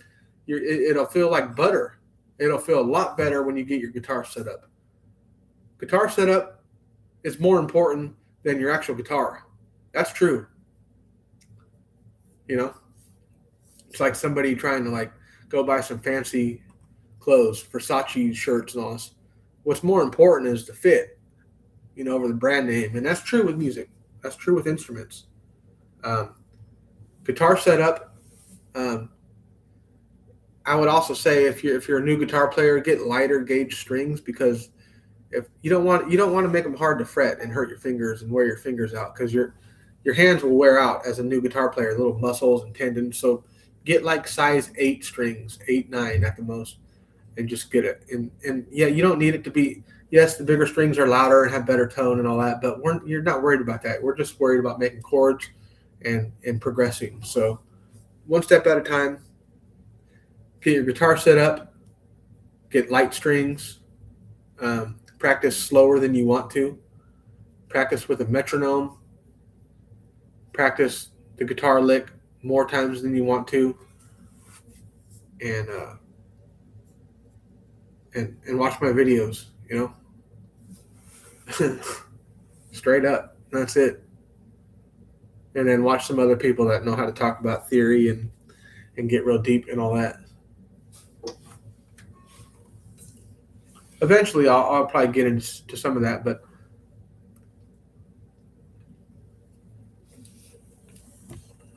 I don't even know a lot of the technical terms for the things I do, but I know how to teach it, and I know how to make other people learn it. So he's got a Taylor 314 CE. Nice. I do like Taylors. I like them for like jazz and different types of stuff as well. That's one style of music I've never really learned, jazz.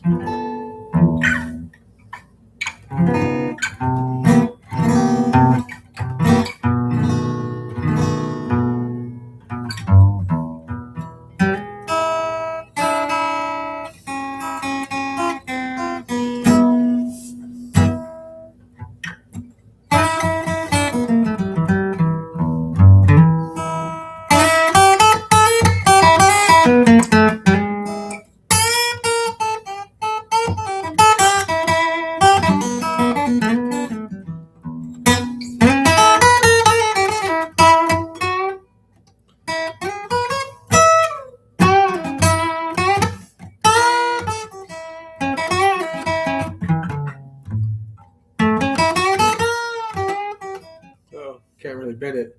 It's hard on an acoustic.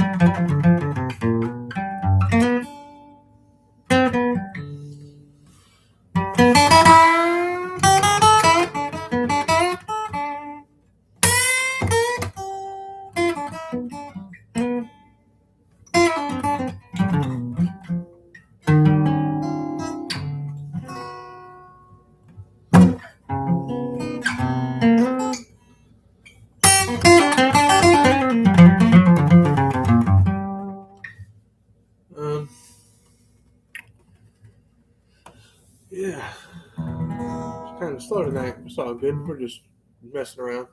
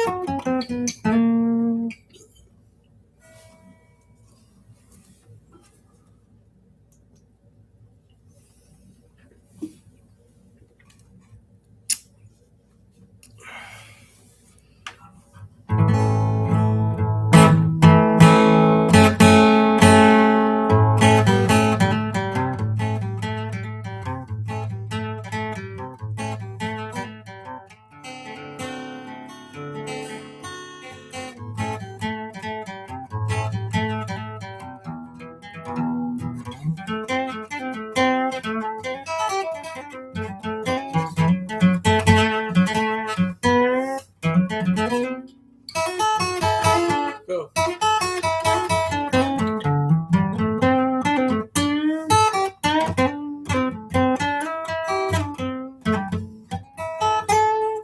Crossroads, Clapton.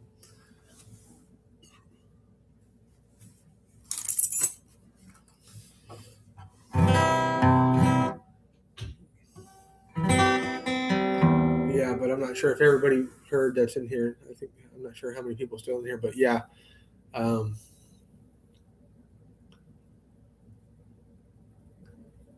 to be on here doing some more lives and working on some more lessons, some more random content. A lot of people like the shorts, I'm finding. And yeah, the lessons are coming soon. So get ready for some Zoom lessons. Just kind of getting everything figured out with all that. I will have some, hopefully some better microphones before I charge anybody any money, because I want to make sure they're hearing stuff properly. Thinking about getting a mic for the that clips on here, and then another mic for the guitar. So Zoom.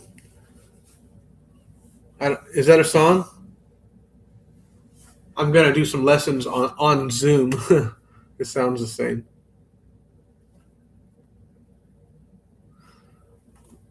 Yeah, a lot of people have been asking for years now, like, hey, do some lessons on Zoom and do this full time. And I just never thought it was possible, but now I'm kind of seeing the channel's growing. And I don't know, at least 100 people have hit me up in the past year, be like, hey, do some lessons, like one-on-one, like in real time. I'm like, okay. I didn't realize people would pay for guitar lessons, but I guess they got to go somewhere and learn. But I didn't realize how many people were doing lessons online. I thought most people were going in person, and that's just how my mind thought about it. But I know everybody can't drive and do that, so that's the next best thing.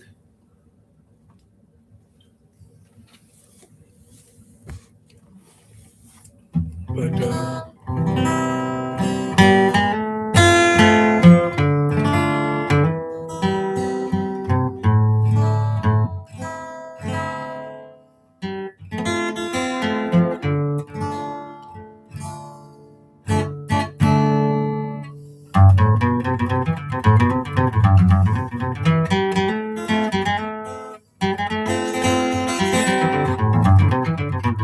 That's what is that? Lost Indian?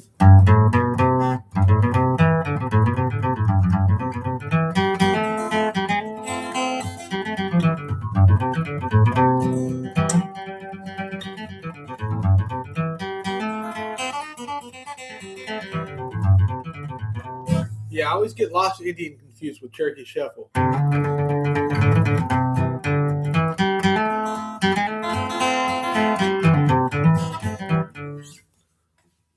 It's a beautiful melody from anime. Let's check it out. Oh, you know what? I just thought of this using my brain.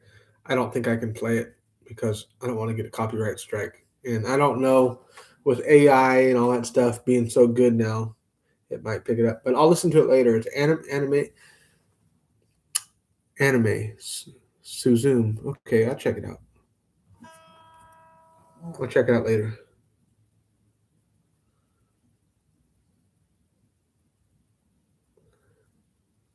I don't think it would be an issue on a YouTube Live, right? But I don't know.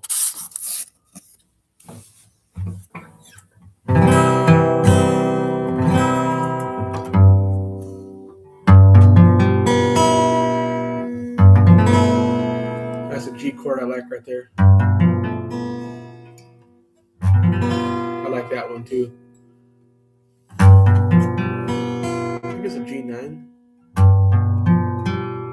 So regular G.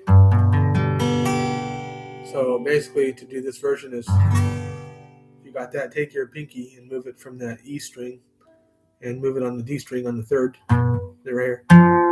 That's the note. And then take your index and put it on the E string on the first fret.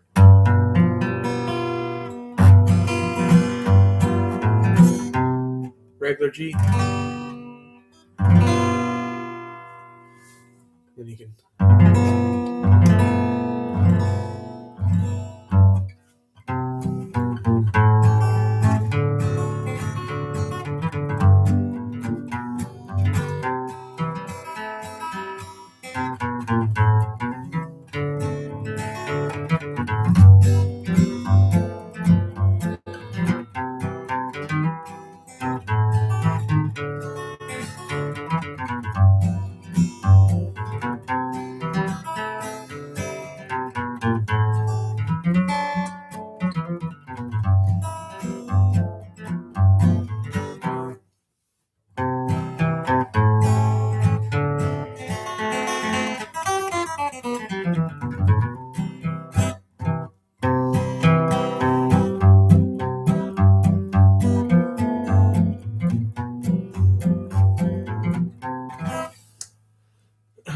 Yeah, a lot of beginners are looking at like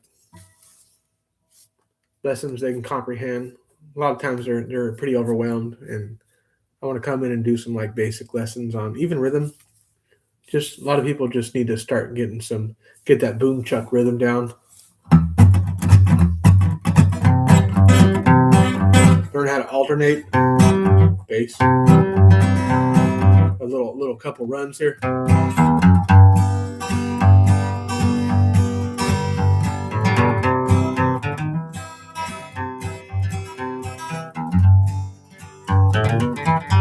Couple little guitar licks like that, and they're going to be pretty happy.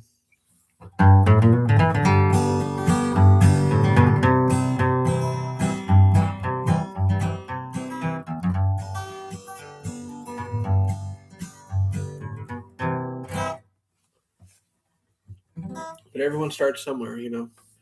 I don't think people ought to start with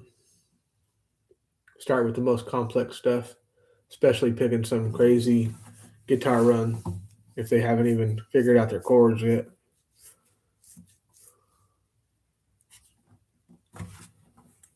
Try Suzume.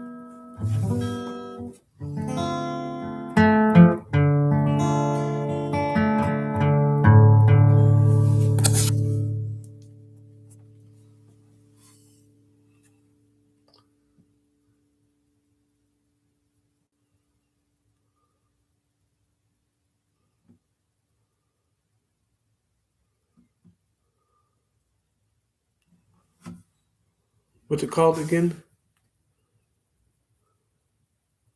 Zoom guitar. No.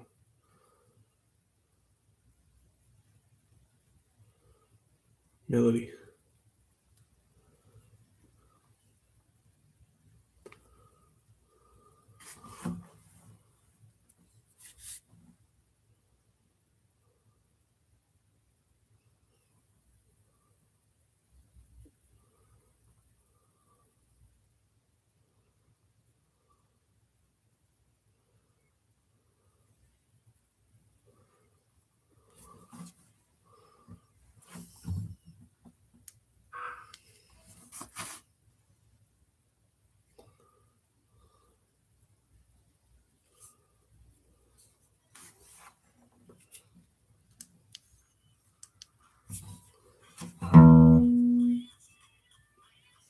Can't stand the YouTube ads. It's awful. I ought to just pay for it by now.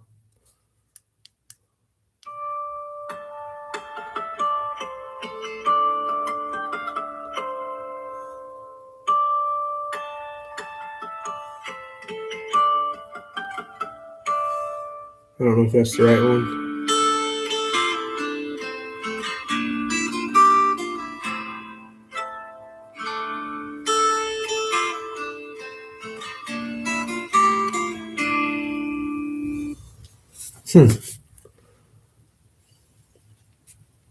That was pretty, whatever I was listening to.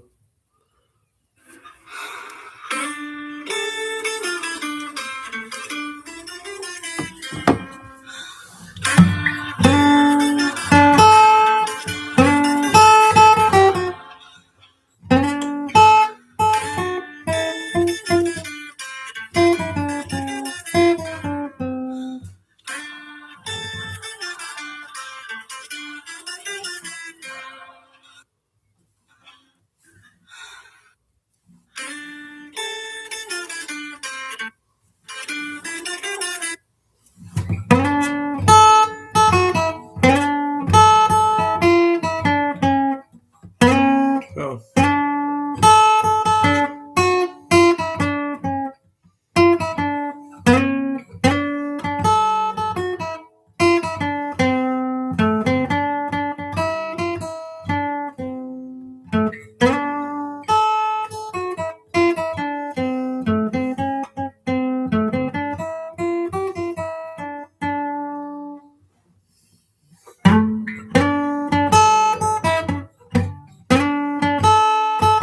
Oh.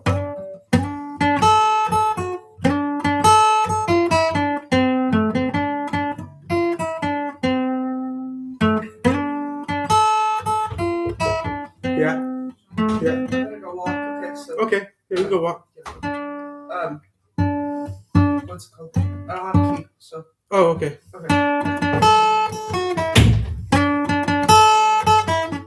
So.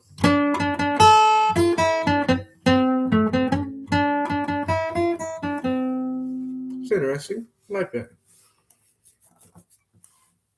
Sounds very like getting ready for like a war. Sounds kind of Asian, kind of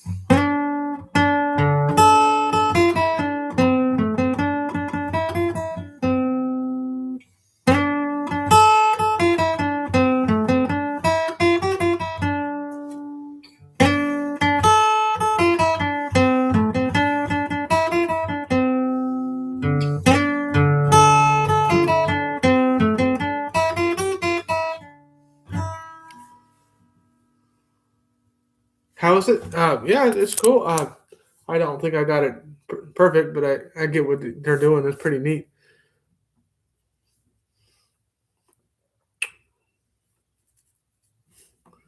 Yeah, it sounds pretty cool.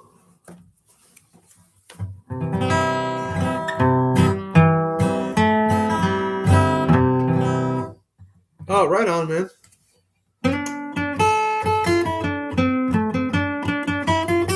Oh,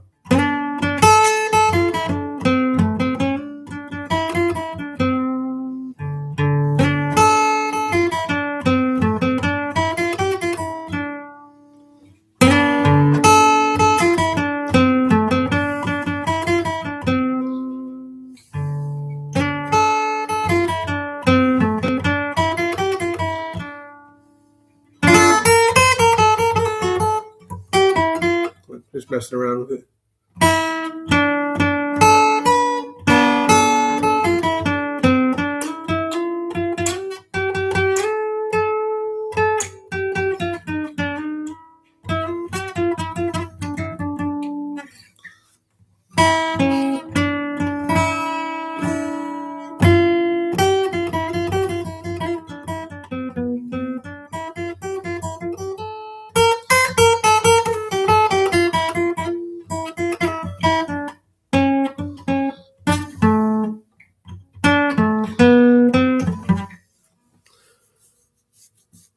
By the way, what's your timing daily stream? I'll come and watch. That's what I'm wondering. I was kind of going to ask you guys what. I know everybody's on daily schedule, different schedules. Um, I think somebody said before, um, like 8 p.m. Pacific time would be good. I'll kind of get a feel for it. It's going to probably be random, to be honest. My hours are kind of weird with my job, but if I get doing this full time, I won't.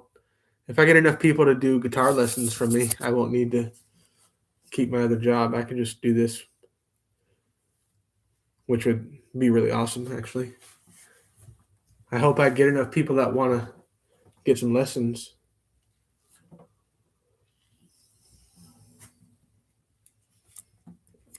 Oh, cool. Yeah, then you're already subscribed, right? So yeah, just from India, man. Cool, man. That's really cool. I just went to an Indian restaurant tonight, actually, with my sister. We went and we had she had the chicken curry and I had the chicken masala. I think it was called with the rice. It was really good.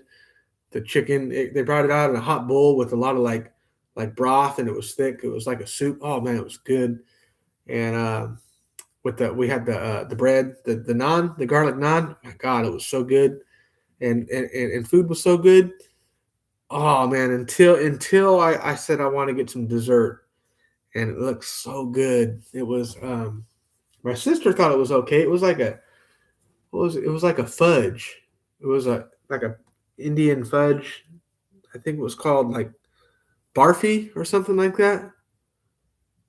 I don't know what it was, but it did not agree. My taste buds were like, "What is that?" Everything else is good, but I ain't doing no more dessert.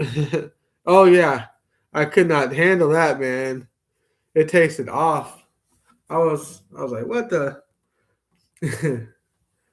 Yeah.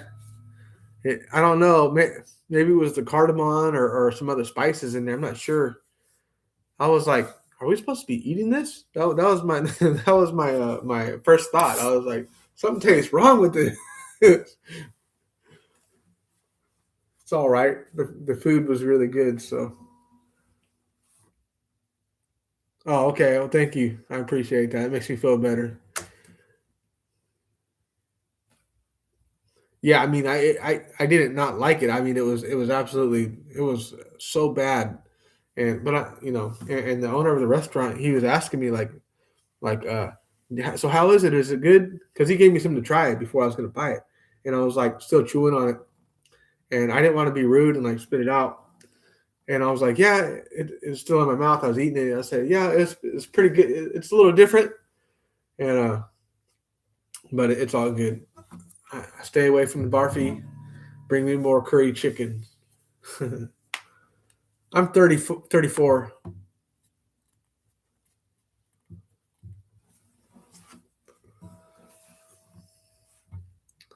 I don't know. Not sure how old. I know I got all different kinds of age groups on here. Usually most of my subscribers are like 50, 60 years old.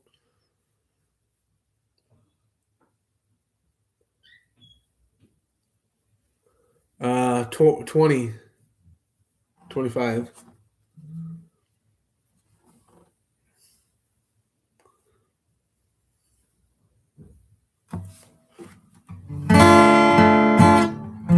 That's a good age to start playing guitar. Right on that. I started playing when I was like 9, maybe even 7. I started playing. And my first guitar ended up on the ground. I won't tell the whole story, but it ended up in pieces. And my dad didn't want me to buy another guitar. He's like, he waited till I was like 9 or 10, and then my dad bought me a guitar, and then I played that one for a few years, and then my dad would just let me play his good guitars as long as I didn't like mess them up. So, and my grandpa let me play a 12 string when I was a kid, and I learned playing a lot on the 12 string. But yeah, if you're that young and you start now and being dedicated and actually like taking this seriously, then you're going to be like a pro level player by the time you're like 25 or even 20. Because younger people are better at like learning things fast because your brain has more, you're sharper, you have more room. But some people, they're older, their brain's already too full, so they don't have any room left.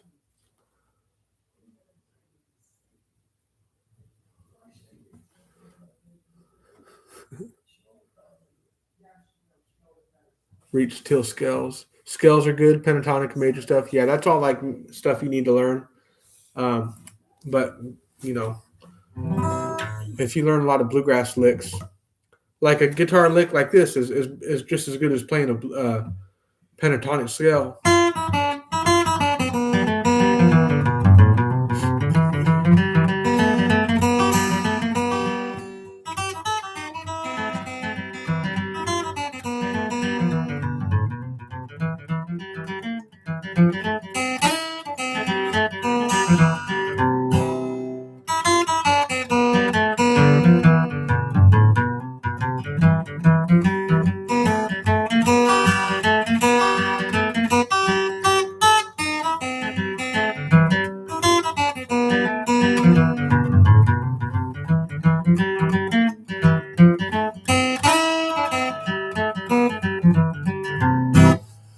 Yeah, but I am struggling from finger independence.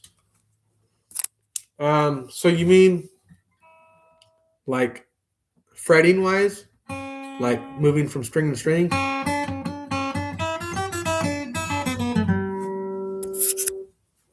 And you've been playing how long? Just started playing 4 months ago. Oh, that's normal. That's normal then. Yeah. Give it another year before you start worrying. But if you some people, some people learn faster and some people take a little bit longer, but that doesn't dictate how long how good you're going to get. Some people learn a lot and learn their feel and everything soon, but then they kind of like top out at this level. But some people are a little slower, but then they keep growing and they surpass a lot of people, even though it took them longer to get there. So don't the worst thing you can do is look at other people and judge your progress by their progress. It literally doesn't matter. You just want to get a little better every time you play. Every day you want to learn things. You get better by learning guitar licks, especially with this type of music, because what slows people down is not knowing where to go, not knowing what notes to hit next, or they get stuck in a box where they don't know how to get their way out of. And if you learn a lot of guitar licks, you'll be able to pick your way out of anything.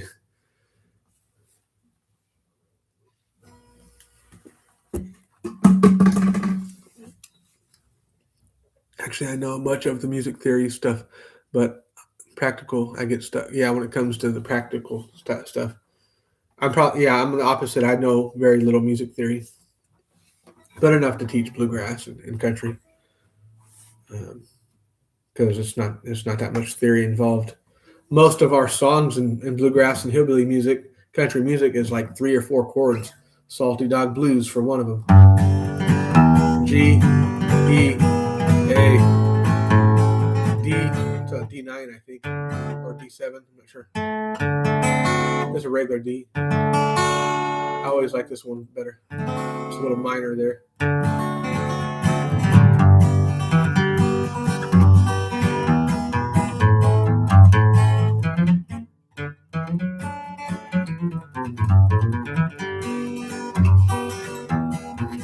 Oh yeah, I listen to metal.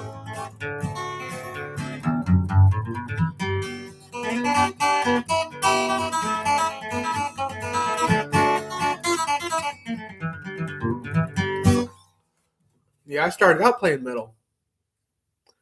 Definitely. Started out playing a lot of metal. The Faceless, Born of Osiris, Veil of Maya, Circle of Content.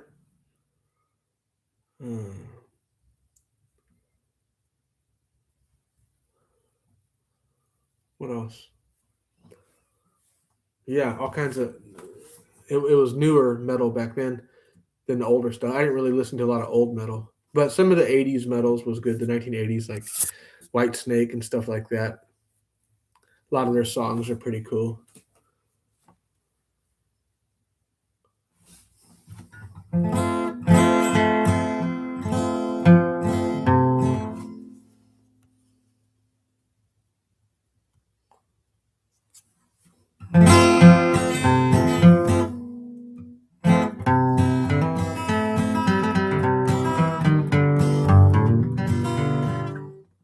I want to have an electric guitar, but ended up buying an acoustic one. Yeah. Let me show you the electric here. This is my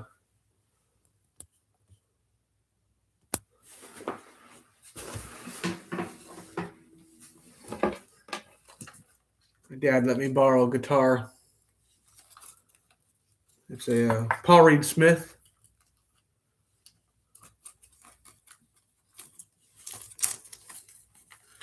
Yeah, you'll definitely get an electric guitar one day. I'm sure of it.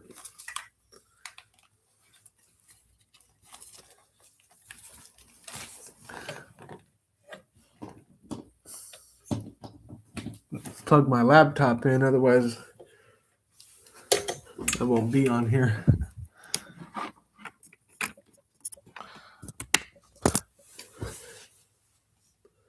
There we go.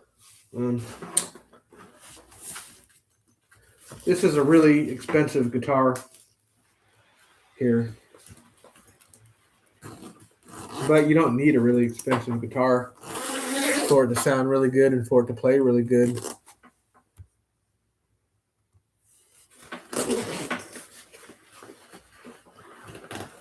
But this actually, it's really expensive, really nice, but it needs a setup, and so it doesn't play that good right now. The strings are buzzing.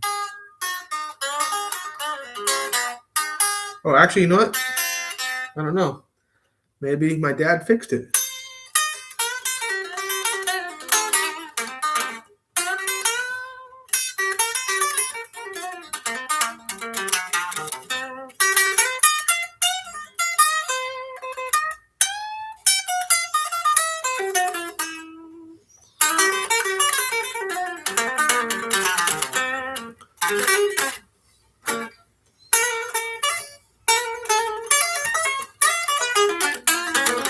Should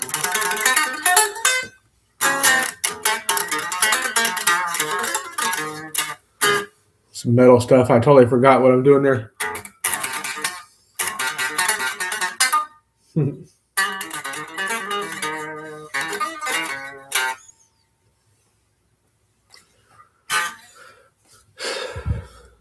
Oh, no, not that one. I don't play that one. I respect it though.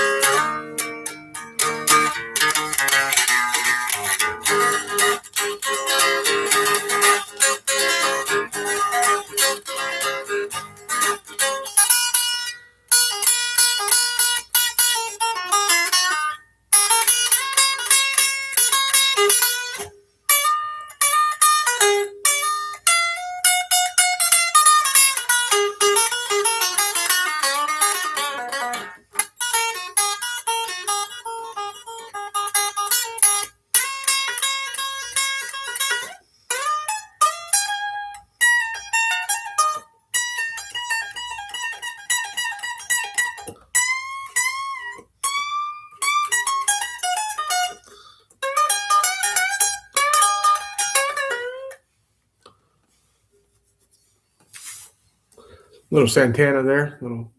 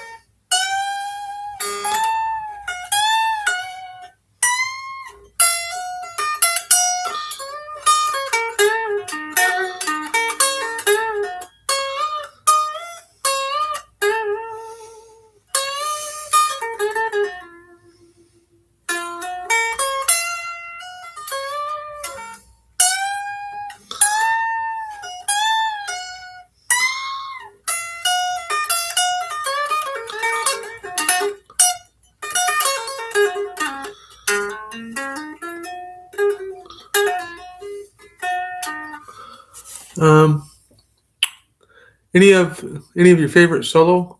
I really like the solo on Eric Clapton, Cream, that band Cream. It was Crossroads.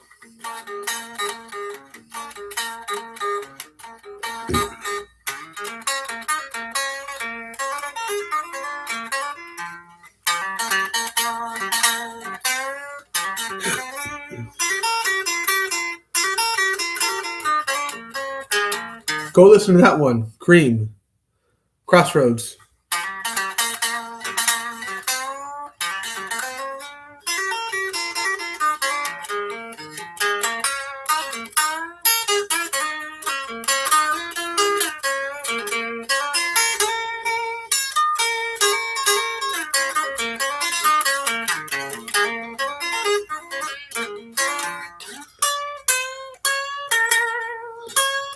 So,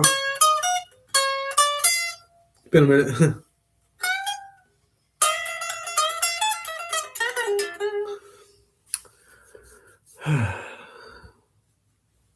We're going on 2 hours. That's crazy. I think you're the only one here.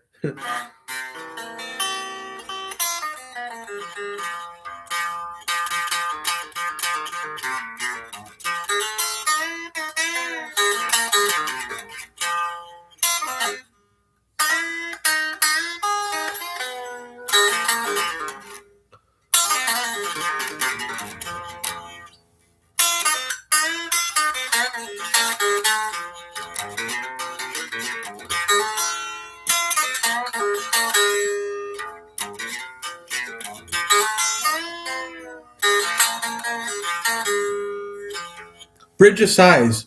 Go learn Bridge of Sighs by Robin Trower. Robin Trower, Bridge of Sighs.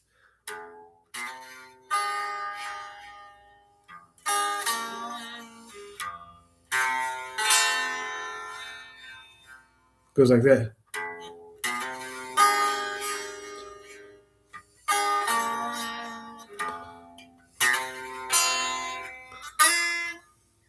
That's a good one.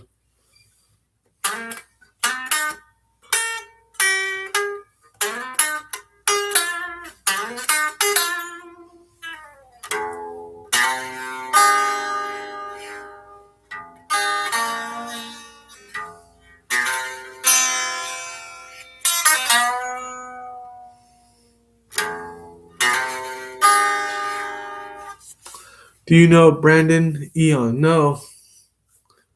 What's he play? He play guitar?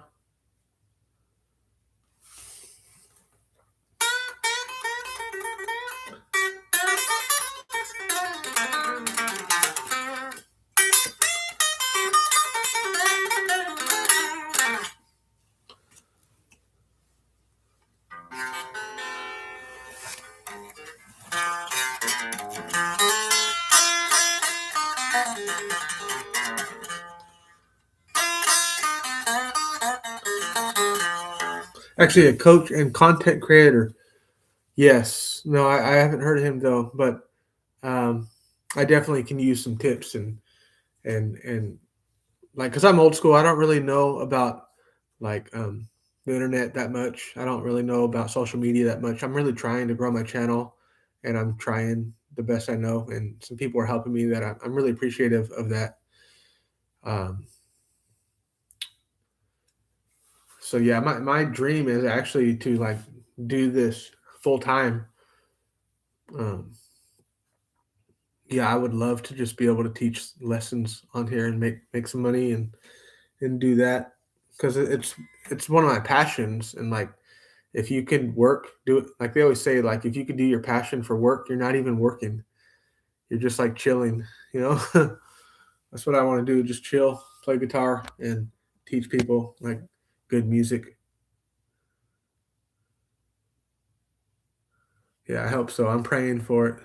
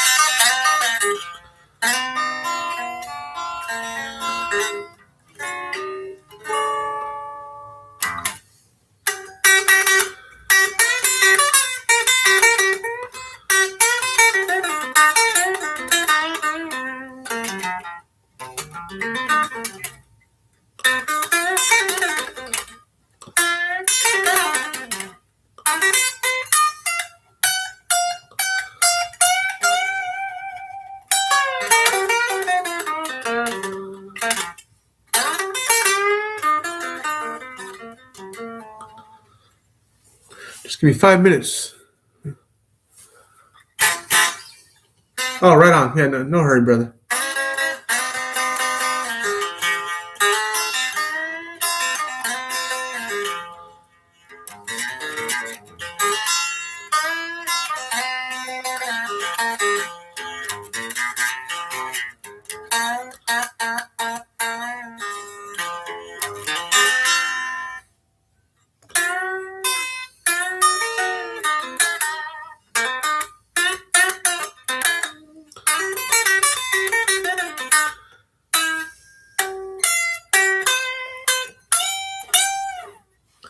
Hmm.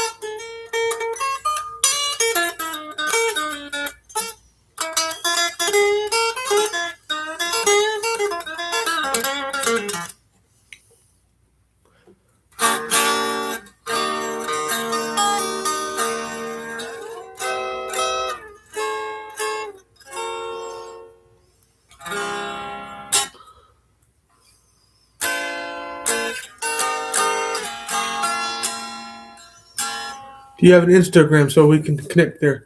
I'm gonna start a new one, brother. I'm gonna start a new one. It's gonna be called um, Flat Picking Tunes, I think. So it's not up and running yet, but maybe tomorrow I might get it up and going. I'll let y'all know when I. I'm going to get um, um, Instagram, TikTok. I'm gonna start doing the threads, Instagram threads. Yeah, I can write here. I can tap in the chat, but I don't see why I would.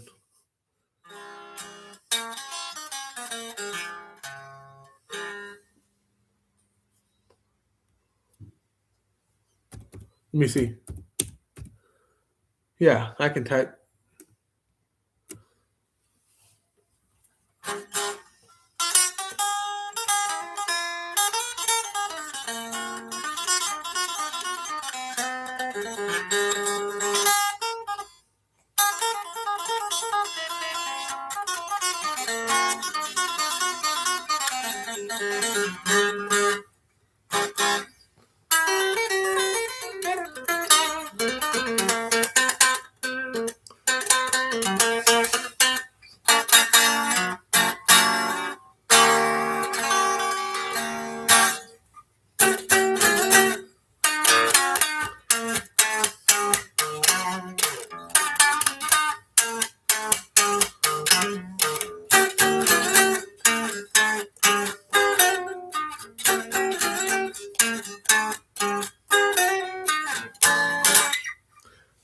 That's a good beginner tune. Sunshiner of Your Love by Cream. Oh.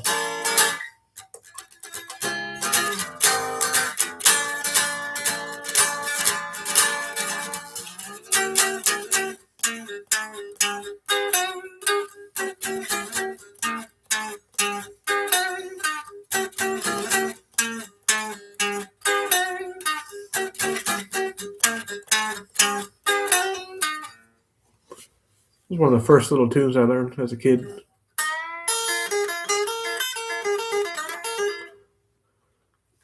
I learned that one, and then I learned Sweet Home Alabama, which I can't stand that song anymore, but people are always like, play Sweet Home Alabama. I'm like, please no.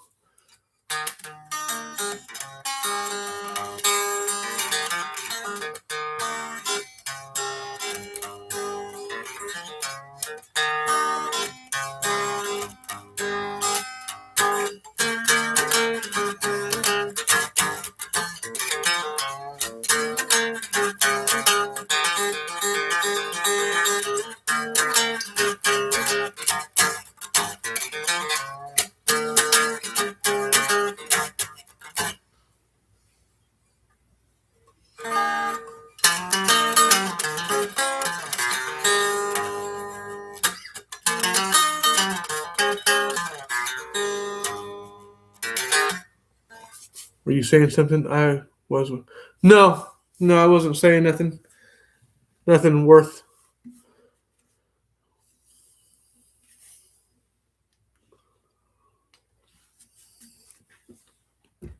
Yep, didn't miss out on anything important.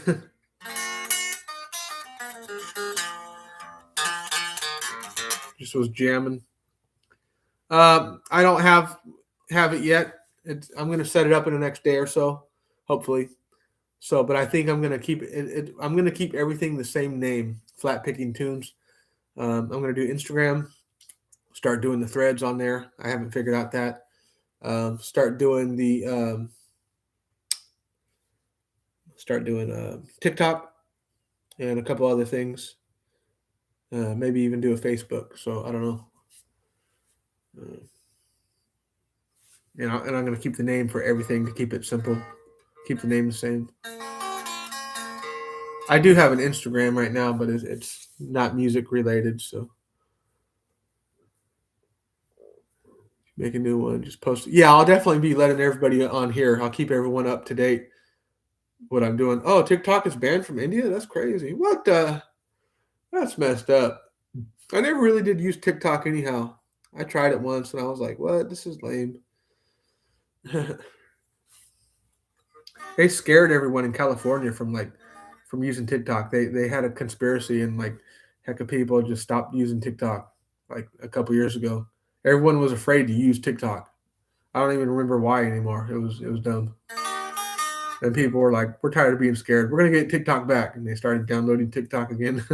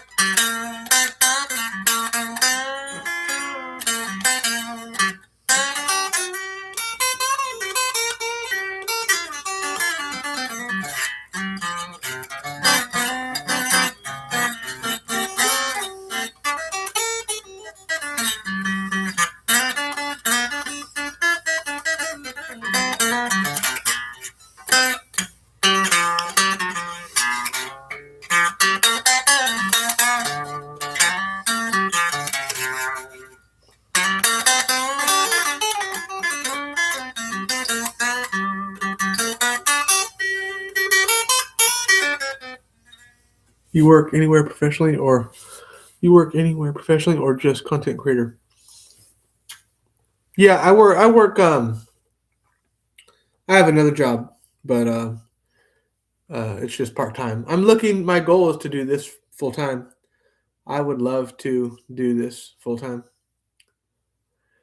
but I'm a smaller channel right now, so but I haven't been that consistent, so I can't complain about it. I've already got I think like over 4,000 subscribers. So, but it's not a lot, but I have a lot of like loyal people that like would want lessons, that would want to like pay for lessons and stuff that I've spoken to in the past. A lot of people want lessons. I just haven't had time to figure out everything, all the Zoom stuff. But I have somebody helping me with this right now, and it's pretty awesome. I'm excited to get back on here and do these lessons. It's really going to motivate me if I can like start making some money out of this. I started it not for that. I started this channel a long time ago. I think like 2018, I think. It was just for the fun of it. I remember thinking like I'd be surprised if I ever got like 10 subscribers. And then my next goal was like if I could just get 100. And then once I surpassed 100, I couldn't even believe it. Like people would subscribe to me and then they were just like, "Yeah, we like bluegrass music and the way you teach it. Your style of teaching is different because you're like really patient and you don't really go too deep into theory. You like show us hands-on like what to do and like tips and tricks and stuff." So that kind of like set me apart. So people are saying just like run with that. Let that you're different. So like just do it your way. Yeah, for sure. I'm looking for all the students. I'm not gonna charge that much for like the in-depth lessons. I'm just gonna like start at like $40 or something like that for like an hour. And then I'll probably do a cheaper version for like a half hour because a lot of people don't have an hour and they could learn a lot in 30 minutes if you just get straight to it. And I like the idea of just like teaching a bunch of guitar licks, showing them chord progressions and guitar licks, showing them how to pick like note by note. That's really what people want to learn how to do on here. Note for note guitar licks and guitar runs. And so once they learn them, they can like put them together, how I use this lick over here and put them together in their own unique way. So that are watching live streams. Yeah. Yeah, people like the live streams too, which is cool. They're fun to do. Like at first I was stressed to get on here and do all this, but like talking to everybody is pretty neat, and then mixing it up with, some guitar stuff. That's what initially when I started doing these, I said, everyone get your guitars. And a lot of people just like casually come in here. They're not even players. They just want to like talk, see what's up.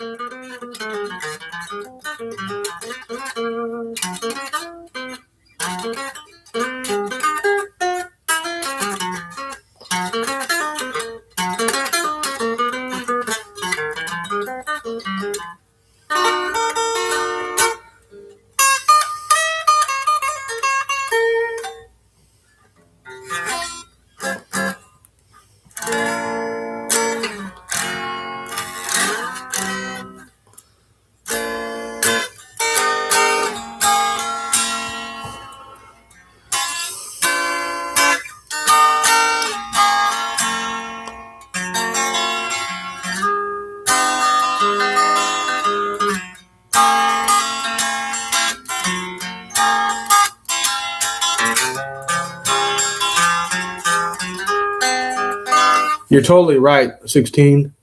I got to be more consistent. That's been my thing, and hope Lord will. Hopefully, this time I'm going to do it. Be consistent. I'm going to need to if I'm going to grow the channel and like do this. I got somebody told me recently, you got to go all in with this stuff. You just can't be like on and off. You got to be consistent, and I know that that's true with anything. That is true. Sometimes for me, it's like I get discouraged, and so I have to just be like disciplined, even when it's not going how I want. Just like keep on going. That's what discipline is, really. I remember I used to do MMA a lot and boxing. Like there was days I didn't want to train, but I would just say, "All right, let me get in the gym, start moving, start training, start hitting on the bag, warm up, and then like you have one of the best workouts ever." But initially, you didn't want to go; you had to like force yourself. And so I just need to take that same discipline to the music and to this.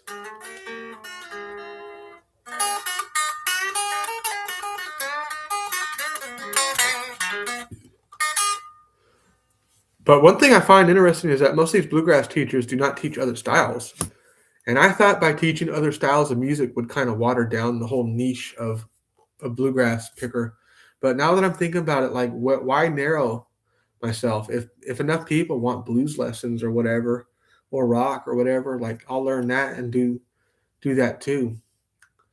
But I do want it to mainly be like a bluegrass, you know, bluegrass country type of deal. Yeah.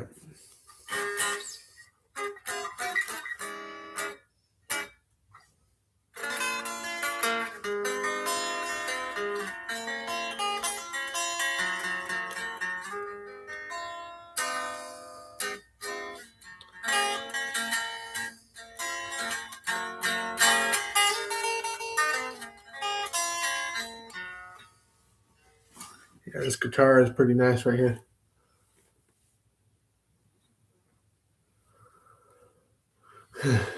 It's it's worth more than my car.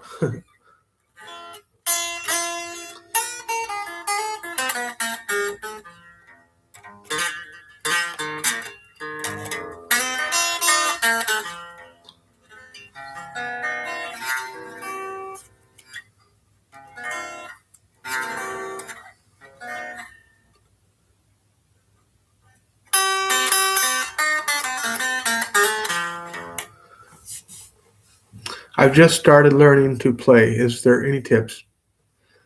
Izzy, you're in the right place. Yes, there's a lot of tips. Okay.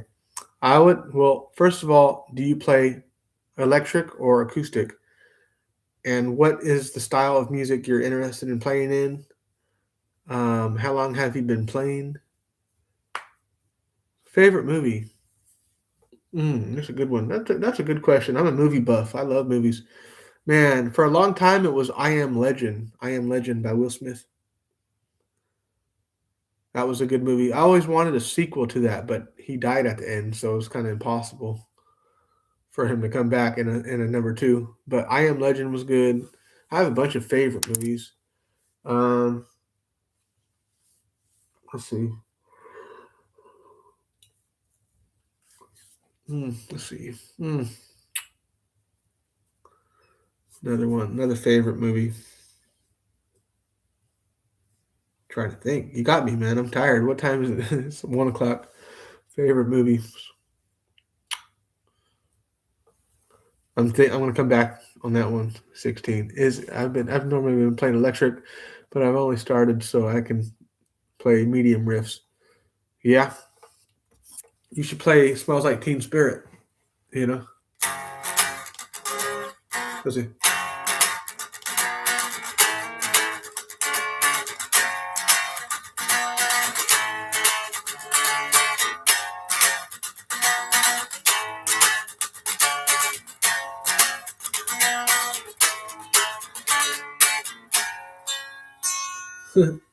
That was one of the easy ones that you can That song is so burnt out by now, but it's just bar chord, bar on the first, couple on in the A on the third, and D on the third. So these notes. Here's the pick. It's down, up, down, down, up, down, and then that in between.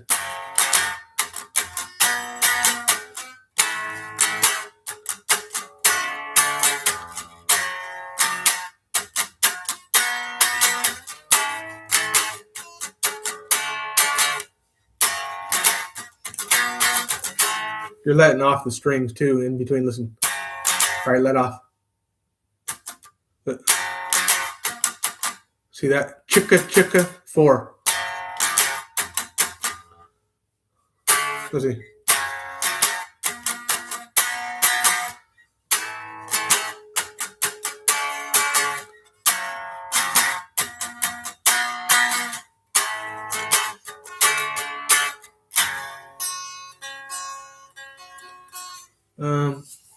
So I kind of like mute the strings. Okay.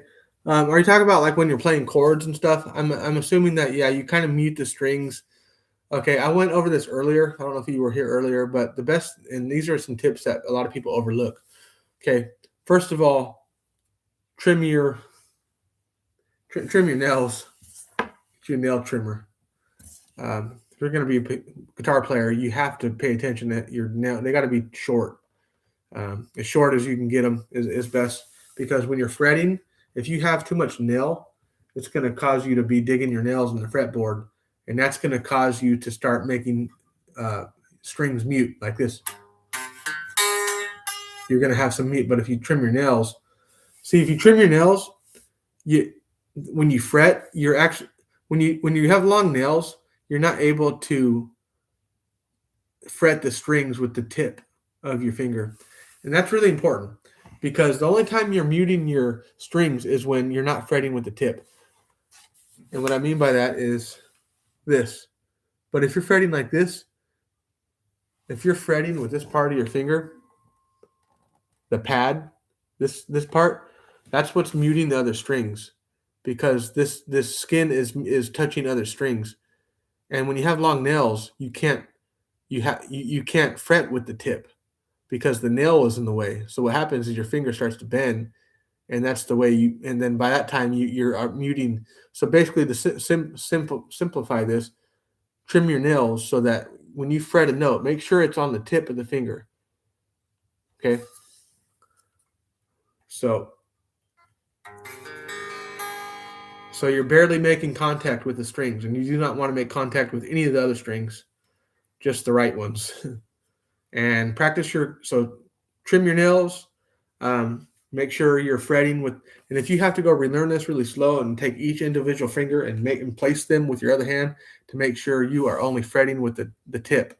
This is very important, because if you start practicing it wrong, you're just going to always do that muting thing. So trim nails, practice your chords with just the tip of your fingers.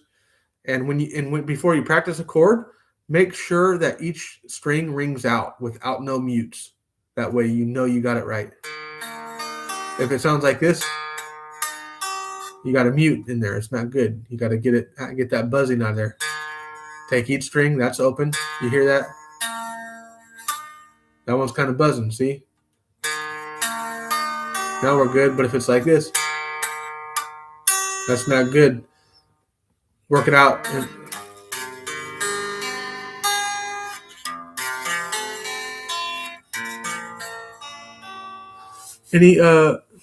Any of your favorite video game? Oh, well, man, I'm not a big gamer. Kind of old school for games. I mean, I'm 34, so the first game I played was Medal of Honor, PS1, and then I liked Need for Speed Underground, PS2. Never really got too good at games. I bought a PS2 a long time ago, and it lasted like a couple months. My dad accidentally broke it by putting his Bluegrass DVD in there, and he's like big and strong, so he put the disc in too hard and it broke it. So I took it back and got the money back and like bought a skateboard. I was outdoors kid. I was a skateboarder. and I was doing boxing and stuff with most of my time.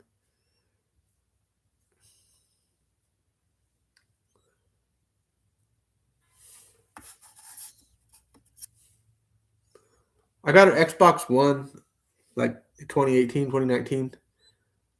And I started playing it again. I got a game called Destiny, but I took too long a time off playing games. So like I realized all these games by that time were so advanced and there's so much going on. Like it's kind of intimidating. Like I have no idea what to do.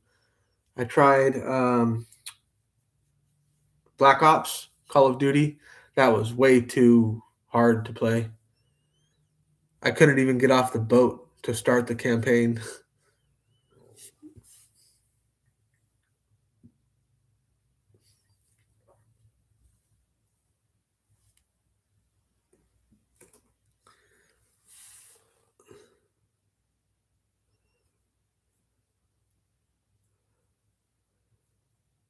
I actually got to play a game earlier with a friend and embarrassed myself pretty bad. I'm pretty awful.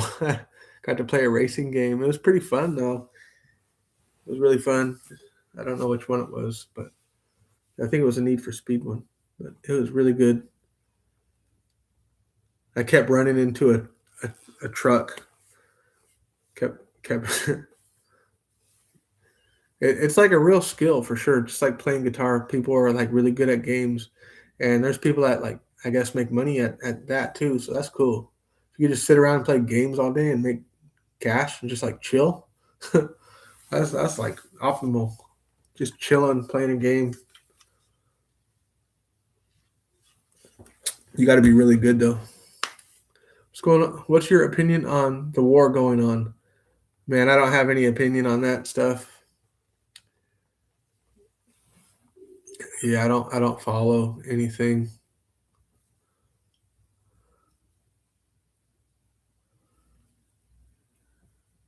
I think all that stuff is sad that and I'm sad that that happens. That's my like only thought. I wish it didn't.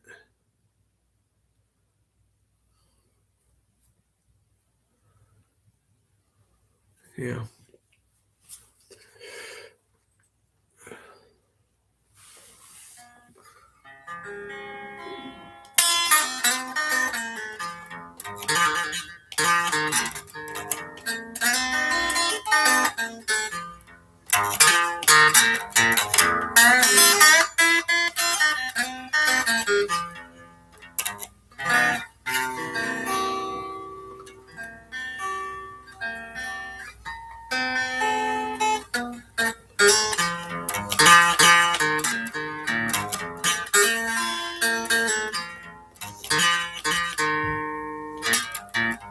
What I will say is I know that the Bible says that when these things start to happen in the book of Revelation, Jesus says he gives us some signs to look for, and he says when these things start to happen, the end is not yet to come, but we're in that season.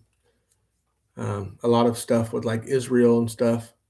It's like end time prophecy. It's like coming to pass right now. It's actually happening. So like yeah, we're in a crazy time right now for sure. That's what I'll say on that. But yeah.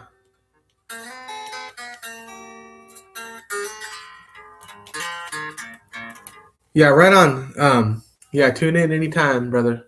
Good to have you here. Keep playing.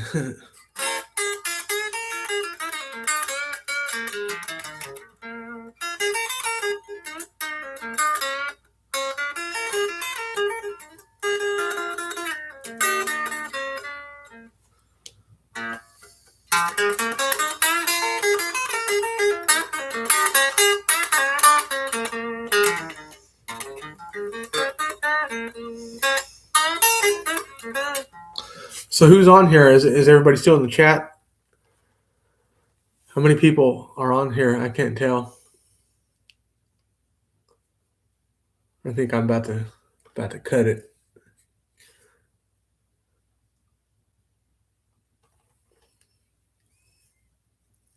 Right on. Thank you. Thank you, Sparrow. Appreciate that, dog. That's what's up.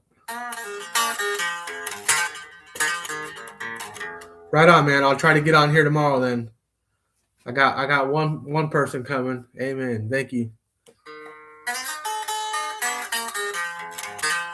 I'll try to think on some movies that I like. I'm sticking with I Am Legend for now. Peace. Peace, brother.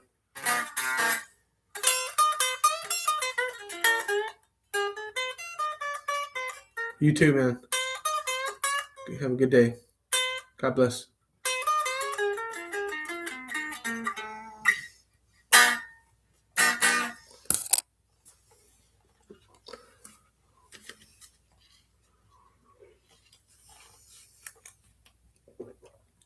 Wow, quite a lot of bit going on in the chat. Quite a bit for only having a few people. That's cool. Yeah, I hope so, Sparrow. Yeah, I'm working on it. Just got to be consistent.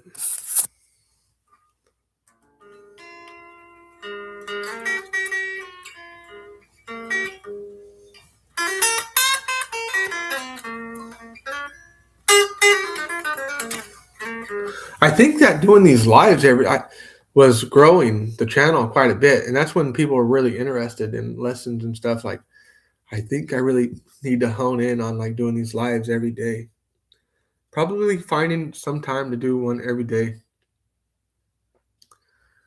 Not worry about necessarily getting some crazy schedule, but just just do it every day when I can. Maybe it would be a good goal to get the audience to know that I'm coming on here doing these things. Then I could get more people interested, and then later on, get a schedule and all that stuff. So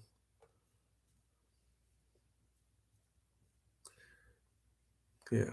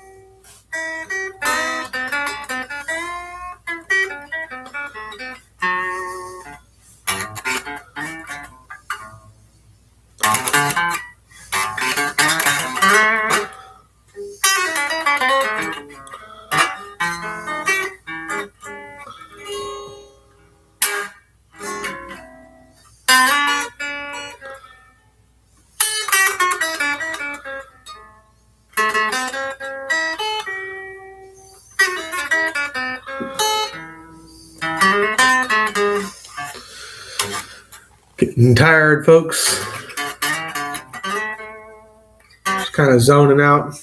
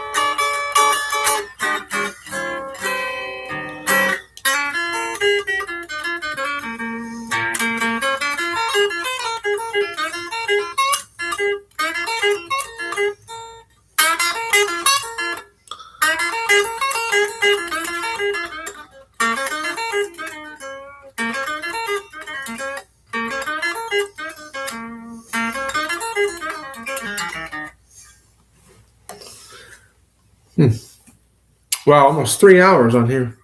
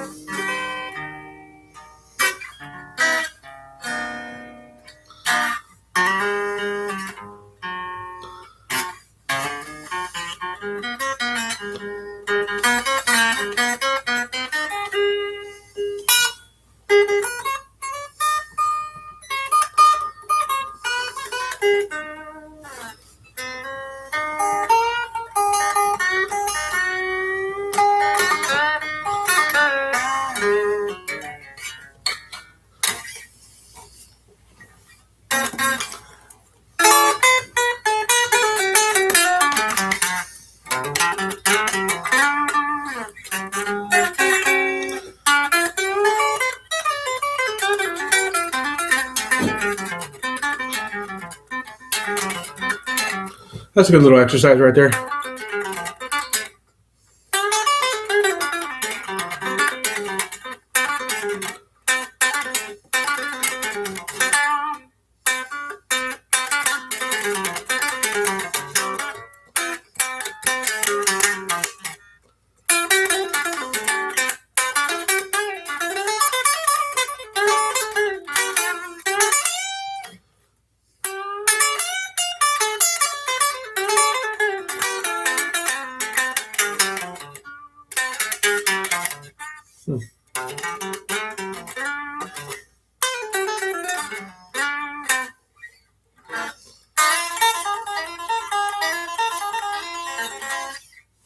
You need to start picking some bluegrass on the electric. That's next level.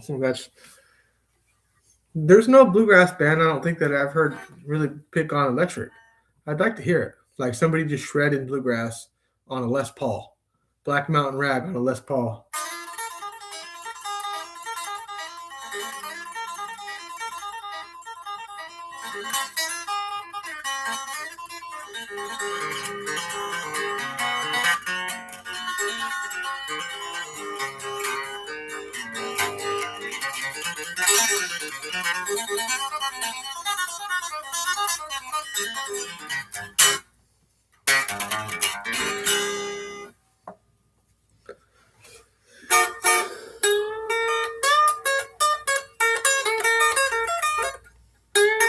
So who's in the chat right now? Let me know on the chat. Somebody's in here. It looks like one person left. Who that? Who that is? Who that?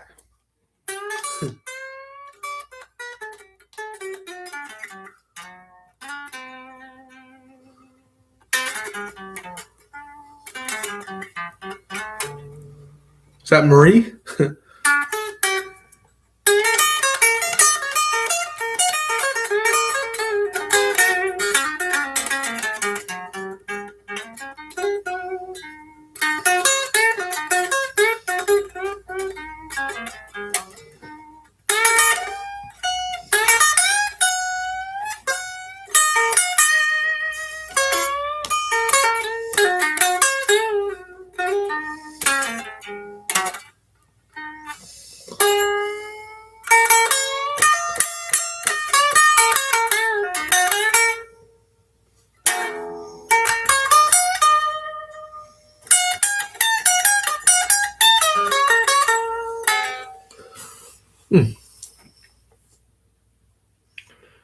This thread thing keeps popping up. I don't know what this is. Does anybody really know what? Let's see. Instagram threads. When did that become so popular?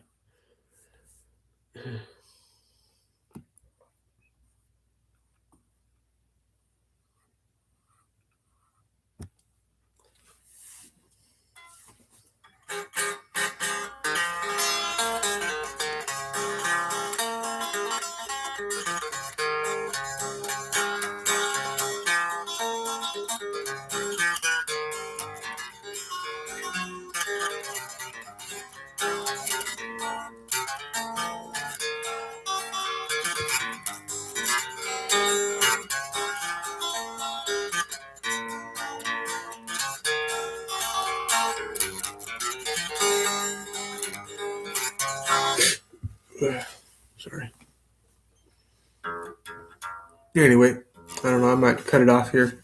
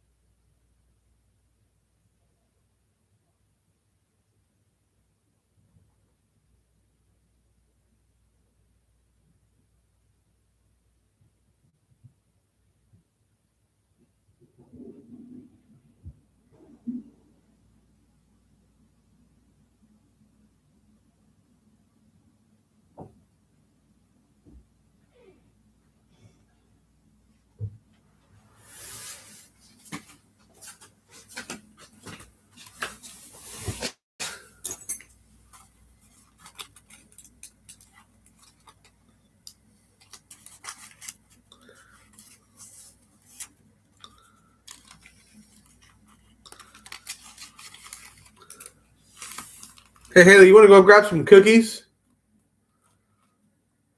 I'm going to go grab some cookies. I don't know if anybody would want to wait around until I grab some cookies.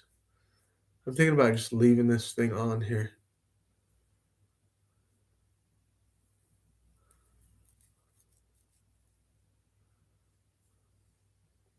No one's on here anyway. I don't think everyone's gone.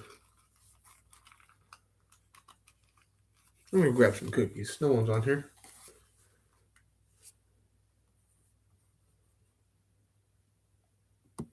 Yep, everyone's gone.